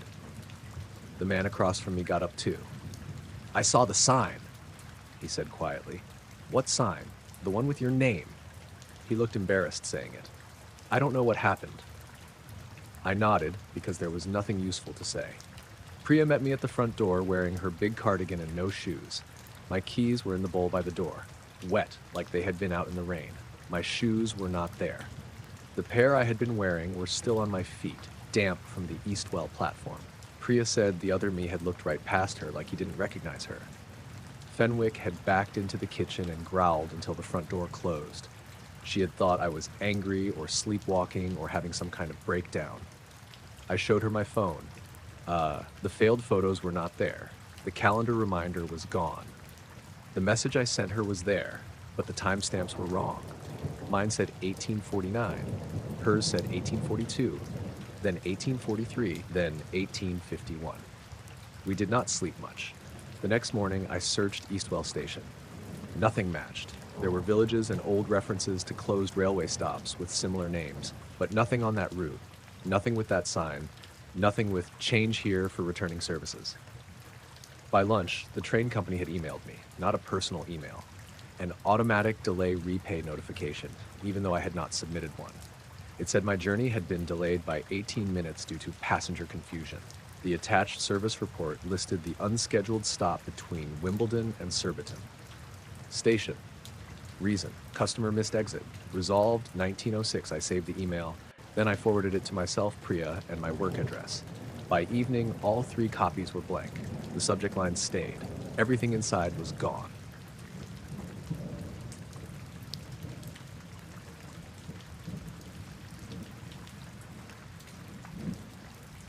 I woke up at 6:41 on a Tuesday because the delivery truck outside my building was backing up with that flat, repeating beep that always sounded way louder than it needed to. It had rained most of the night, and the courtyard outside my bedroom window looked washed out and gray. My apartment complex was the kind with outdoor walkways, beige doors, and little patches of mulch that always smelled damp when it rained. I lived on the 2nd floor, in Unit 214, and at that time I had been there for about 8 months. I lived alone. No roommate, no boyfriend, no family nearby. Just me, my old orange cat, Cricket, who mostly slept in the hallway closet because she liked the hot water pipes. The first thing I did every morning was reach for my phone and check my sleep tracking app. I had started using it a few months before because I was trying to fix my awful sleep schedule. It recorded movement and sound during the night, then gave me one of those little graphs showing deep sleep, light sleep, awake time, all of that. Most mornings it was boring. A cough, a car door outside, Cricket knocking something off the bathroom sink. That morning, the graph had a bright orange section between 2:03 a.m. and 2:17 a.m. Awake, not restless, not light sleep, awake. Under it, the app had a note that said significant movement detected. I stared at it for a few seconds, still half asleep, because I didn't remember waking up at all. I didn't remember using the bathroom, getting water, checking my phone, nothing. I remembered turning off my lamp around 11:30, hearing rain tapping against the AC unit, and then waking up to the delivery truck. That was it. I tapped the orange section and it opened the detailed view. The app had marked walking for 11 of the 14 minutes. That made me sit up. I had used the app long enough to know it could be dramatic. It once thought I was snoring when someone's motorcycle started outside, but walking was new. I slept with my phone on the corner of the mattress beside me, plugged into the wall. For it to register walking, I would have had to pick it up and carry it around. I checked my phone battery, thinking maybe it had glitched or restarted or something. It was normal. Still plugged in, nothing strange there. Cricket wasn't in the room. That was normal too. I called her name, and after a moment she came out from under the bed, which was not normal. She never slept under the bed. She acted like the space under there was beneath her standards. She crawled out low to the ground, shook one paw like it was wet, and stared at the bedroom door. I said, "What's your problem?" She didn't blink. I opened the audio recording from that section of the night. Most of it was silence. Not perfect silence, but normal apartment silence. The low hum of the fan, rainwater dripping from the gutter, something that might have been cricket shifting around. At 2:04, there was a soft rustle like blankets moving, then the sound of footsteps. I froze with my thumb over the screen. They were quiet but clear. Bare feet or socks on carpet. My carpet. I knew the sound because my bedroom carpet had this cheap, scratchy texture, and it made a certain brushing noise when you dragged your feet. The footsteps moved away from the phone, then back toward it, then away again. I listened with the phone held close to my face, my stomach starting to feel sour. At 2:08, there was a small thump, like the closet door bumping the wall. I looked at the closet. It was closed. At 2:11, there was breathing close to the phone. Then my own voice whispered, "She's still asleep." I dropped the phone on the bed. It bounced once and landed face down on the blanket. The room suddenly felt too quiet. Even the delivery truck had stopped beeping. For a minute, I didn't move. I just stared at the back of my phone like it might say something else if I touched it. Then I picked it up again because some stubborn part of me needed to hear it a second time. I replayed the last 20 seconds. Footsteps. Breathing. She's still asleep. It was my voice. Not similar to my voice. Not a neighbor through the wall. Not a TV. I don't even own a TV in my bedroom. It was me whispering right next to my phone in the flat little half whisper I use when I'm trying not to wake someone up. Except there was no one to wake up. I got out of bed and checked the apartment. The front door was locked. Deadbolt turned. Chain on. The balcony door was locked too. The kitchen window was closed. Bathroom window closed. Nothing was missing. My purse was on the chair where I'd left it. My keys were in the ceramic bowl by the door. Cricket's food dish was empty, but that was normal because she acted like starvation began every 4 hours. I checked the closet because of the thump on the recording. Nothing looked wrong at first. Laundry basket, coats, vacuum, a box of winter stuff I still hadn't unpacked. Then I noticed my blue rain jacket was hanging on the wrong hook. That sounds stupid, but I always hung it on the left hook because the right hook was loose and tilted downward. That morning, it was on the right hook.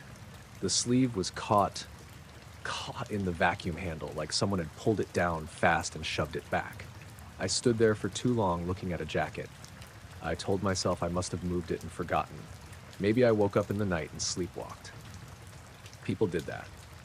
I had never done it, not as a kid, not in college, not ever, but people started doing weird things when they were stressed. Work had been awful that week. I was behind on invoices, and my manager, Devika, had been hovering over everyone like we were hiding treasure in the spreadsheets. So I went with sleepwalking. That explanation lasted until I opened my bedroom door all the way and saw the cup. The night before, I had taken a glass of water to bed. It had a little faded lemon pattern on it. I remembered setting it on my nightstand beside the lamp. It was now on the floor outside my bedroom door. Not spilled, not broken, just sitting there upright on the hallway carpet, half full. The strangest part was the coaster underneath it. I didn't use coasters in the hallway. Nobody did. The coaster belonged on my nightstand. It was round and cork, with a burn mark from a candle I shouldn't have put on it once. It was under the glass, like someone had carefully placed it there. I picked up the glass. The water was cold. I checked the sleep app again, because suddenly I didn't trust my own timeline. The recording started at 2:03. Before that, normal sleep. After 2:17, normal sleep. No other sounds except rain and the fan. I played more of it while sitting on the edge of the bed. At 2:12, after the whisper, there was a pause. Then another sound I hadn't noticed the first time. 3 light taps, not on the phone, not on the nightstand, on glass. Tap, tap, tap. I looked toward the hallway where I had found the water glass. Cricket jumped onto the bed beside me and started sniffing my pillow. Then she backed away, ears flat, and hopped down. I almost called my mother, but it was barely 7 in the morning, and I didn't want to have the conversation where she asked whether I had been taking melatonin again. I had taken it once the year before and had a weird dream about eating a paper towel, and she still brought it up whenever I said I slept badly. Instead, I took screenshots of the app, the graph, the movement log, the timestamp. Then I exported the audio clip and saved it.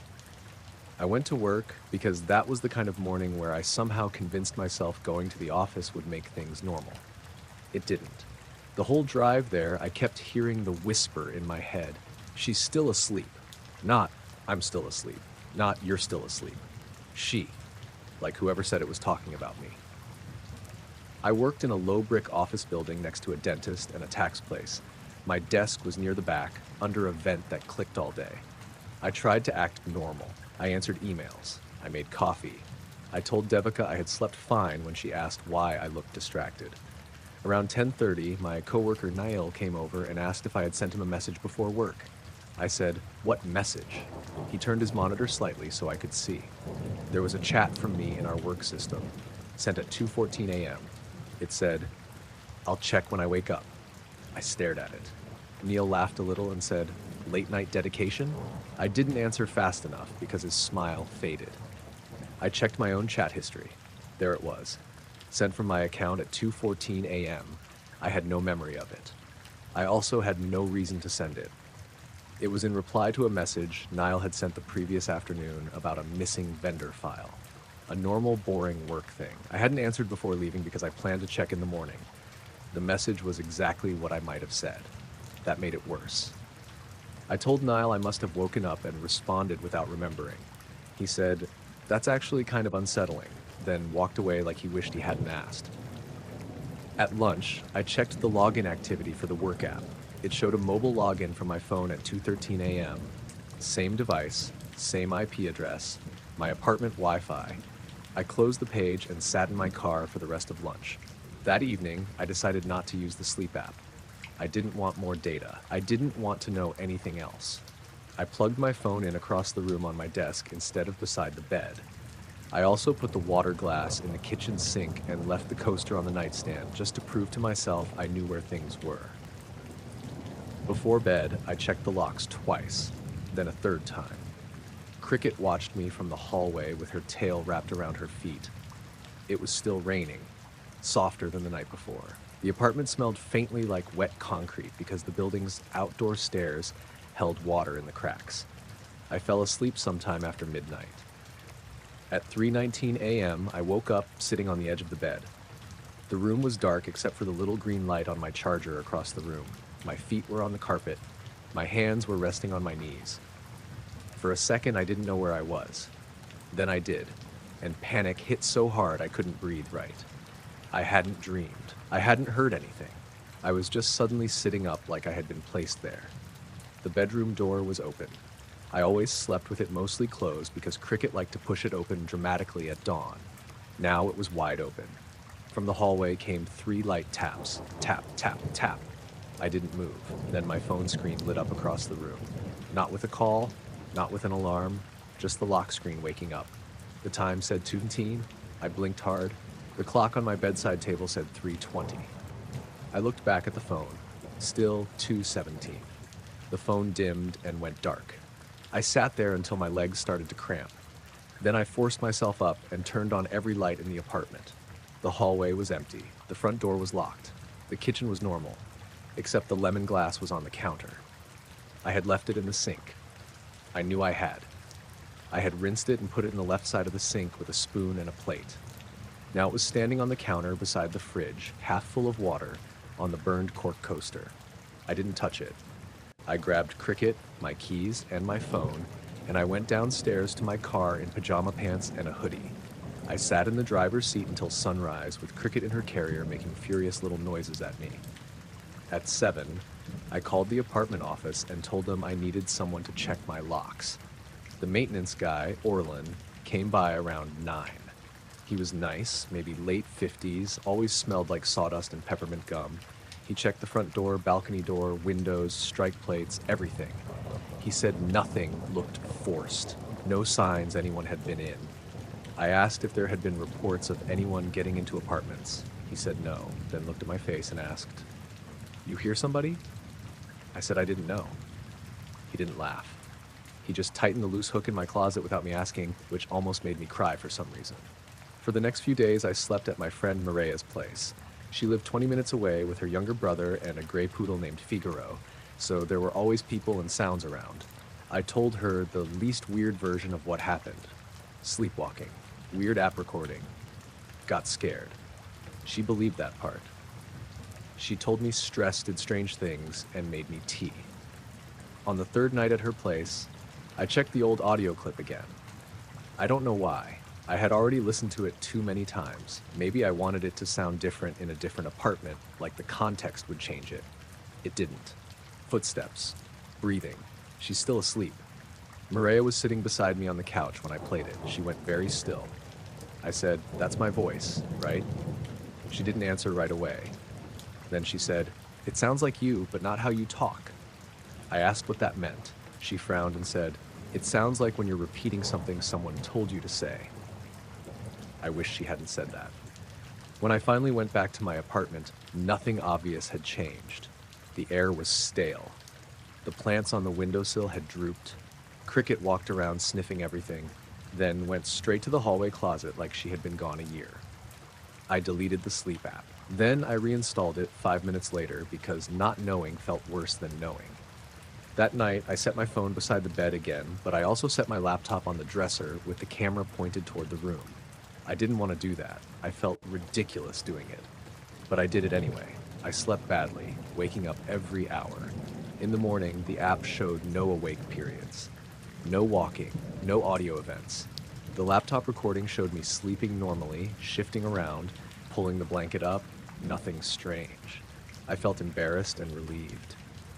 The next night was normal too. Then the next.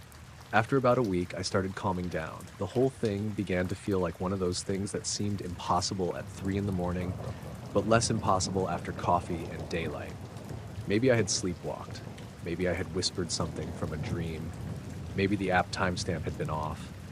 Maybe the glass thing was bad memory. Maybe all of it lined up in the worst possible way. That was the explanation I tried to live with.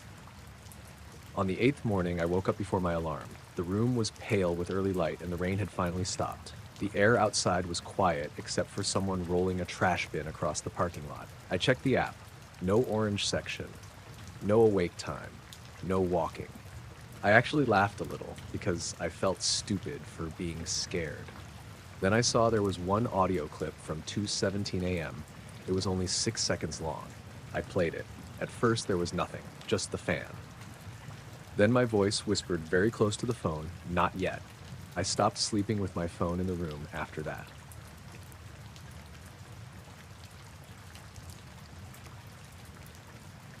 The first time I saw the kid, I was walking home from the late shift at the Stop and Save on Briar Road. It was a windy dusk in October, the kind where every loose thing on the street kept scraping around. Plastic bags got caught under parked cars, dry leaves ran along the gutters, and the streetlights flickered like they were struggling to wake up. I finished at 7, but I stayed an extra half hour because our assistant manager, Renzo, couldn't get the lottery machine to print the end-of-day report. By the time I started walking, the sky was that dull purple color before it goes fully dark. I didn't drive back then. My apartment was only 12 minutes from the store if I cut through Ardell Street, past the old furniture warehouse and the empty house on Wicker Lane. Most people avoided that block because half the homes were boarded up or under renovation, but I had walked it for years without a problem. The abandoned house was the last one before the corner. Everyone in the neighborhood knew it. 3 stories, narrow and tall, with peeling green paint and a porch that sagged in the middle. The front steps had weeds growing through the cracks. Some of the windows were boarded from the inside, not the outside, which always looked wrong to me. The place had been empty longer than I had lived there. That evening, I glanced up because something white moved in the 3rd floor window. At first, I thought it was a curtain, which made no sense because the house didn't have curtains. Then I stopped on the sidewalk and looked properly. There was a child standing at the upstairs window. Small, maybe 6 or 7. I couldn't tell if it was a boy or a girl. The face was pale in the dim room, and the hair looked short and dark. The child had both hands down at first, then slowly raised one hand, not waving exactly, just lifting it until the palm touched the glass. I stood there with my work bag on my shoulder, staring like an idiot. The window was on the top floor, left side. The glass was dirty, but not broken. I could see the child clearly enough to know I wasn't looking at a reflection. There were no cars passing behind me, no porch lights bright enough, no person standing anywhere near me. I almost called out, but my mouth went dry before I could. Then the wind pushed a branch against the side of the house, making a scraping sound, and I suddenly felt stupid.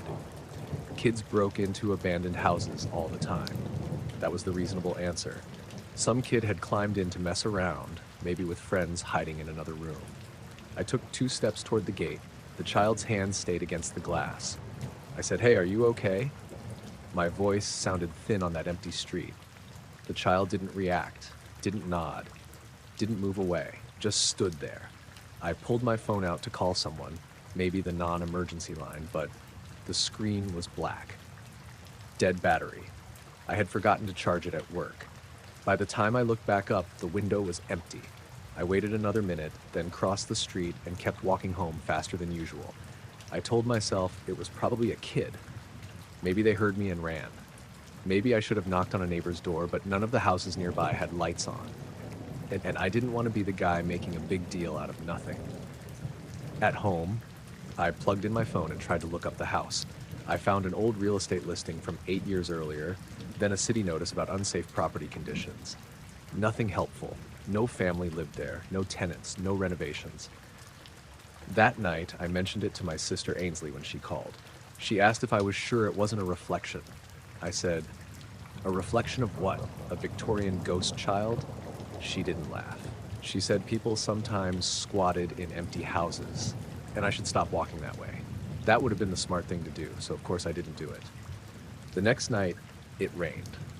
Not a hard rain, just a steady, cold drizzle that made the pavement shine under the streetlights. I finished work on time and almost took Mercer Avenue instead, but that route added 15 minutes and went past the railroad underpass, which was honestly creepier than Wicker Lane. I told myself the whole thing would seem normal once I saw the house empty. I reached the corner around 7:20. Before I even got close, I looked up at the 3rd floor window. Nothing. The top floor was dark. The dirty glass caught a little gray light from the sky, but there was no child. I let out a breath and kept walking. Then I saw movement in the 2nd floor window. Same side of the house, 1 floor lower. The child was there again. I stopped so hard my shoe slipped on wet leaves. This time, the child stood in the 2nd floor window, still and pale, with one hand raised against the glass. Same small shape, same dark hair, same flat, quiet posture. I don't know why that bothered me more than seeing them the first time. A child in an abandoned house was already bad. But the change felt deliberate, like it was part of something I didn't understand but was supposed to notice. I looked around for someone else, anyone, a neighbor, a dog walker, a car at the stop sign. The street was empty. I shouted, "You need to get out of there." The child didn't move. Rain ticked against my hood. Somewhere nearby, a loose gutter clanged in the wind. I crossed the street again, closer this time, stopping at the rusted front gate. The porch was dark. The front door had a sheet of plywood nailed over it, but one corner had been pried loose. There was a gap wide enough for a skinny kid to squeeze through. I said, "Are your parents around?" Nothing. I raised my own hand a little, not waving either, just doing the same thing without meaning to. The child lowered their hand, then stepped backward into the dark room. I didn't see them turn around. They just moved away from the glass and vanished into the black behind it.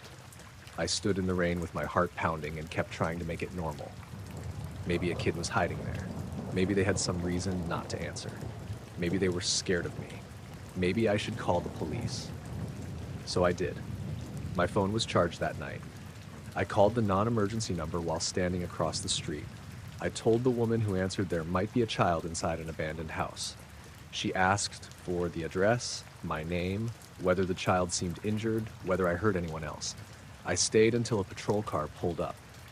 2 officers got out, one tall and tired looking, the other younger and annoyed by the rain. The tall one, Officer Blevins, asked what I saw. I told him. He shined his flashlight up at the windows. Nothing. They checked around the porch and the side yard.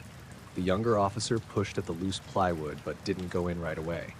They called someone, waited, then went inside with flashlights while I stood under a tree across the street getting soaked.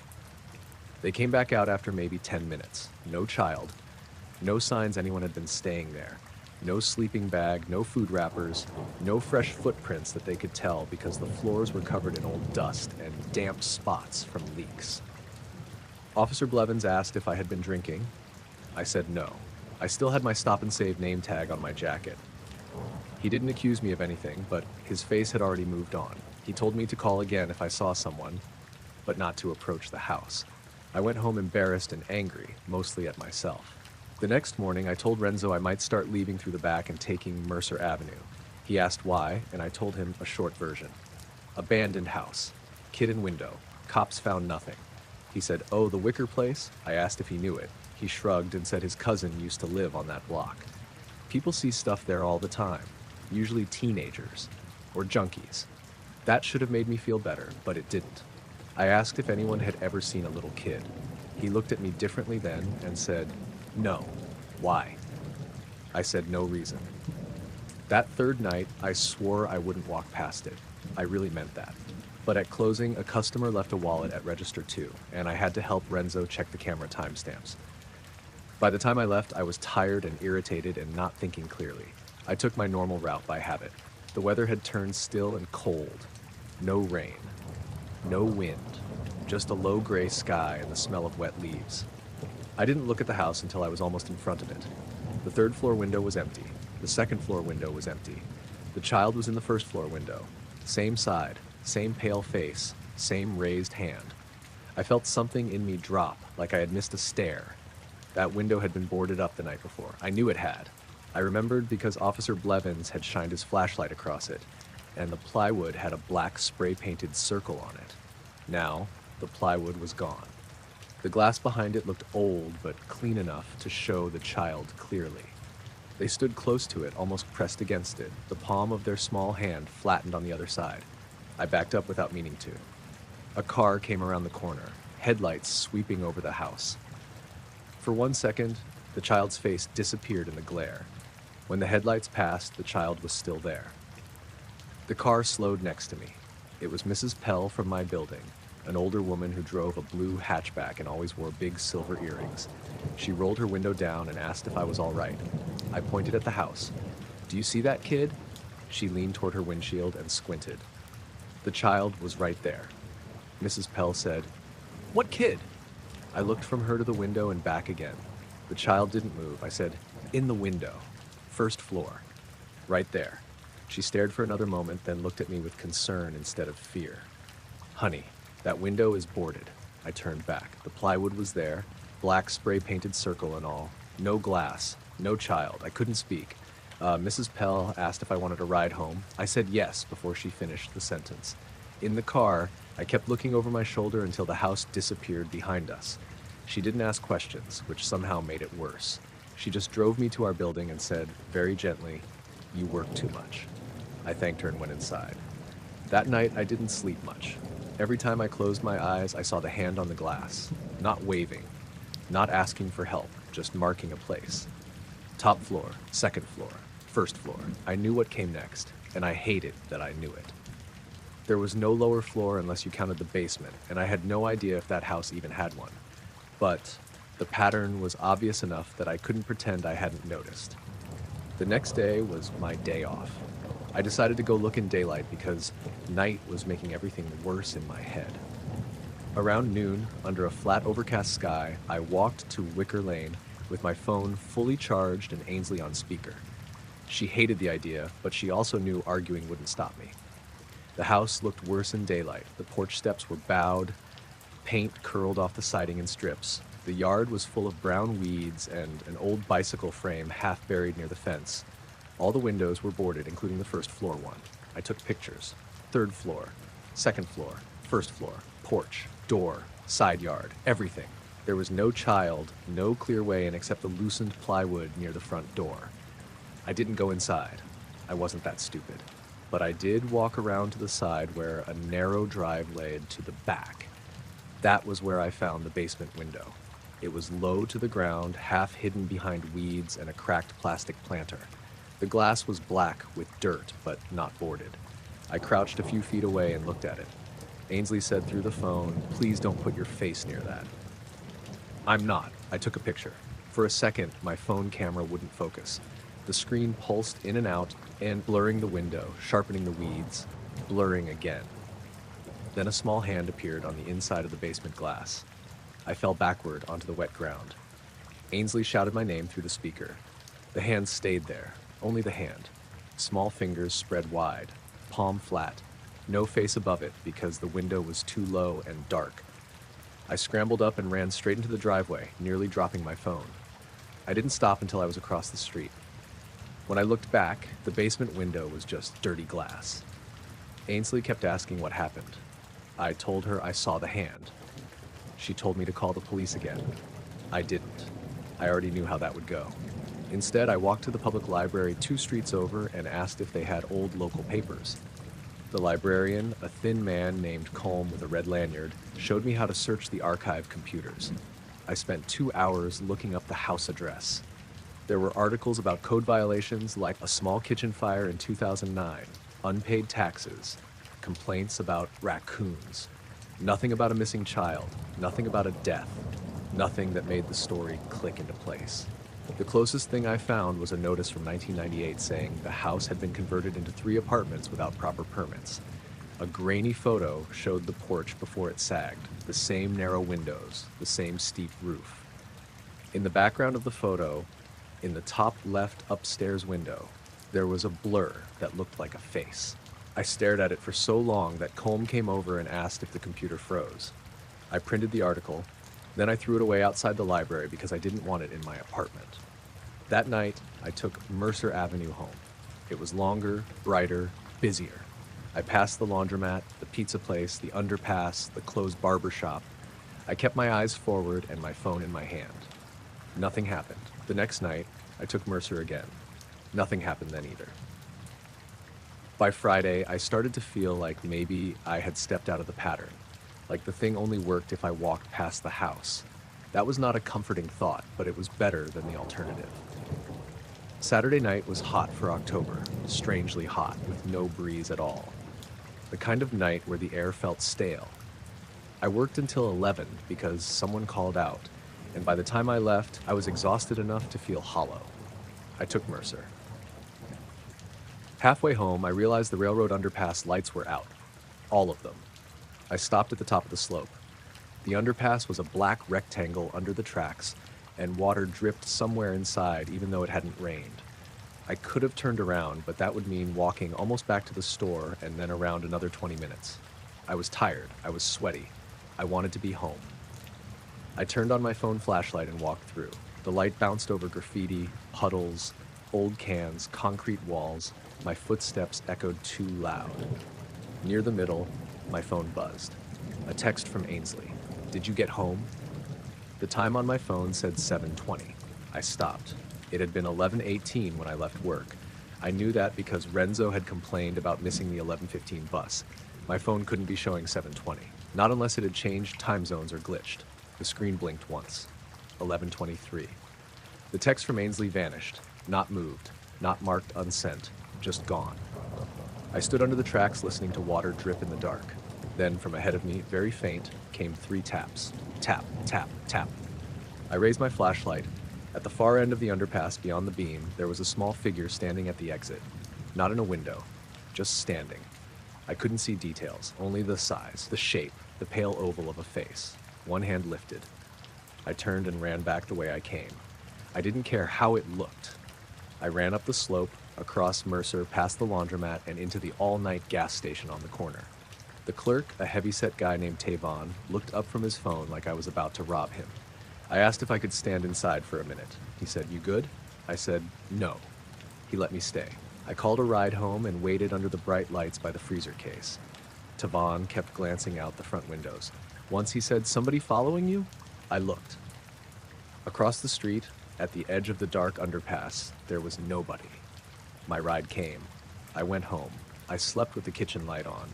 After that, I stopped walking home completely. I took rides when I could. If I couldn't, I called a cab even when I couldn't afford it.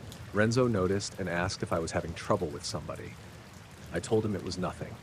He didn't believe me, but he let it go. 2 weeks passed.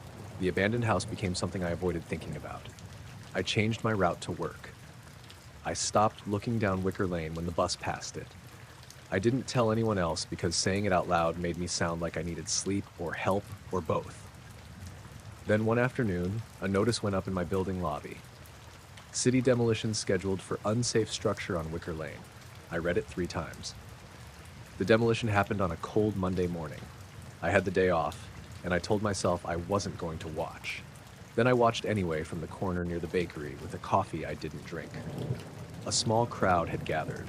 Neighbors, city workers, 2 cops, a guy filming on his phone. The house looked smaller in the daylight with machines around it, less like something waiting and more like rotten wood. They tore the porch off first, then the front wall. Boards cracked, dust lifted, insulation blew out in pale clumps. The inside was just rooms, old wallpaper, broken stairs, hanging wires, nothing strange. When they opened the front of the 2nd floor, I saw the room where the child had stood the 2nd night. Empty, water-stained, a mattress frame on its side. When they pulled down the 1st floor, I saw the boarded window from inside. No glass behind it, just plywood and old nails. I almost felt relieved. Then the excavator bucket scraped near the basement. One of the workers shouted for the machine to stop. People leaned forward. Someone said they found something. I felt the coffee cup bend in my hand. It wasn't a body. It wasn't anything dramatic like that. It was a door. A small interior door, painted dull yellow, lying flat beneath the basement debris, like it had been used to cover a hole or crawl space. It was child-sized, maybe 4 feet tall, with a brass knob and 3 cloudy glass panes across the top. The workers dragged it out and set it against the fence. 3 dusty handprints were on the glass. Small ones, 1 high, 1 in the middle, 1 low. I took 1 step back and bumped into someone behind me. I turned to apologize. A woman I didn't know stood there in a brown coat. She looked past me at the door and said, "He made it to the ground then." I stared at her. She blinked like she had surprised herself by speaking. I asked, "What did you say?" She shook her head quickly. "Nothing. Sorry." Then she walked away before I could ask anything else. I watched her cross the street and turn the corner onto Ardell. I tried to follow, but a garbage truck rolled through and blocked my view for maybe 5 seconds. When it passed, she was gone. The workers broke the yellow door apart before loading it into the dumpster. I stood there until the house was mostly a pile of boards and plaster. I walked home in the middle of the day, taking Mercer, even though it made no sense from where I was. That night, I got back from the store around 8:40. A cab dropped me in front of my building. The air was cold and dry. The parking lot lights buzzed overhead. As I climbed the stairs to my apartment, I saw a small handprint on the outside of my living room window. I lived on the 2nd floor. The print was low on the glass, about the height of a child's shoulder. It was made of dust, not dirt, like someone had pressed a dry, powdery hand there and lifted it away. I stood on the walkway with my keys out, looking at it. My curtains were open. Inside my apartment, everything was dark. Then my phone buzzed. A text from Ainsley. "Did you get home?" The time at the top of my screen said 7:20.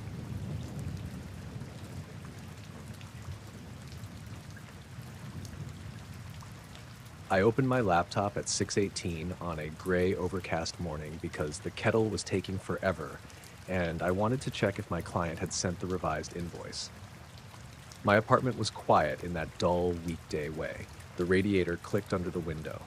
A delivery van idled somewhere outside. My upstairs neighbor, Mr. Orpa, was already walking around in shoes like he did every morning, slow, heavy steps from his bedroom to his kitchen and back again. I lived alone in a third-floor flat over a closed travel agency and a hair salon that only opened 4 days a week. The building always smelled a little like dust, shampoo, and old carpet.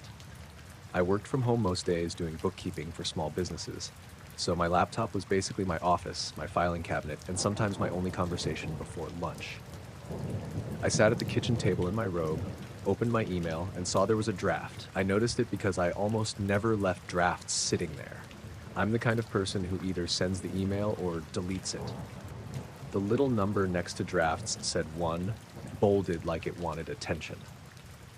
At first, I assumed it was some half-written message to my landlord about the bathroom extractor fan, because I had been meaning to ask him about it for a week. I clicked it without thinking.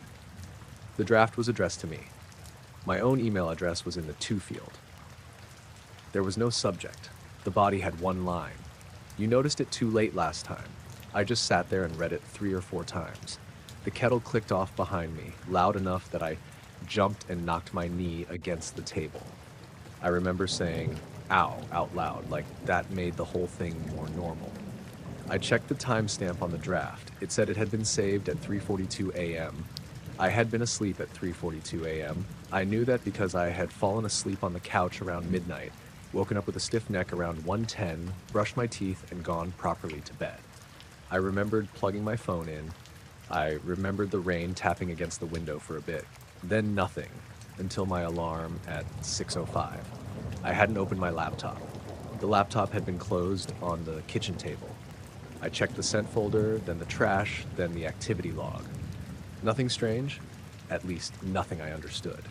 My account showed a login from my apartment at 3:41 a.m. Same laptop, same browser, same everything. I told myself I must have done it half asleep. That wasn't impossible. I had answered messages half asleep before. Once I texted my sister, Leora, the word cabinet with no context at 2 in the morning. She still brought it up whenever she wanted to be annoying. People did weird things when they were tired, but the sentence didn't sound like something I would write. You noticed it too late last time. It sounded like a warning, but from someone who knew I had already failed at something. That bothered me more than the fact it was addressed to myself. I was still looking at it when another sentence appeared at the bottom. No typing indicator. No cursor moving like someone was remotely controlling it. The words just showed up, one moment blank and the next moment there. Don't turn around yet. I stopped breathing for a second. Behind me was the kitchen doorway, then the narrow hall leading to the bathroom and bedroom. I had my back to it. The kettle was on the counter to my left. The window was in front of me, gray morning light reflecting off the black screen border. I didn't turn around. That's the part I hate admitting. I sat there and obeyed the message on my laptop like an idiot. My hands were on the table, and I could see them shaking a little. I stared at the words and listened. There was nothing obvious behind me. The radiator clicked again. A car passed outside through a puddle. Mr. Orpa's footsteps creaked overhead. Then my bathroom fan switched on. I never left it on because it made a grinding noise after a few minutes. Also, the bathroom was down the hall behind me. The switch was inside the bathroom by the door. I stared harder at the screen. My email draft still said the same thing. You noticed it too late last time. Don't turn around yet. The fan buzzed for maybe 10 seconds, then stopped. I counted to 20 in my head. I don't know why. Then I grabbed my phone from the table, turned on the camera, and flipped it to selfie mode so I could see behind me without turning around. The hallway was empty. The bathroom door was open about a foot. I had left it closed. Not latched, but closed, because the hallway was narrow and the door got in the way. I turned then, slowly. Nothing was there. The apartment looked normal. My bedroom door was shut. The bathroom light was off. I walked to the bathroom and checked the fan switch. It was off. The mirror over the sink was fogged around the edges. Not fully steamed up, just misted in a soft oval, like someone had breathed on it very close. I hadn't showered that morning. I hadn't even run hot water. I backed out and closed the door. I called Leora. She answered on the fourth ring, sounding half asleep and annoyed. She lived in Leeds and had 2 kids, so mornings were usually chaos for her, but this was early enough that her house was still quiet. I told her someone might have accessed my email. She said, "Change your password." I said, "No, I mean from my laptop." She woke up more after that. I read the draft to her. I didn't mention the bathroom fan at first because I could hear how I sounded. She asked if I had carbon monoxide alarms. I said yes. She told me to check them. They were fine. Green lights. No beeping. Then she asked if I was sure I hadn't written it as a note to myself. Maybe for a story idea or a dream. I said I don't write creepy little emails to myself at 4 in the morning. She said, "You do label your freezer bags by date and mood, so I'm not ruling anything out." That made me laugh once, too loud and fake.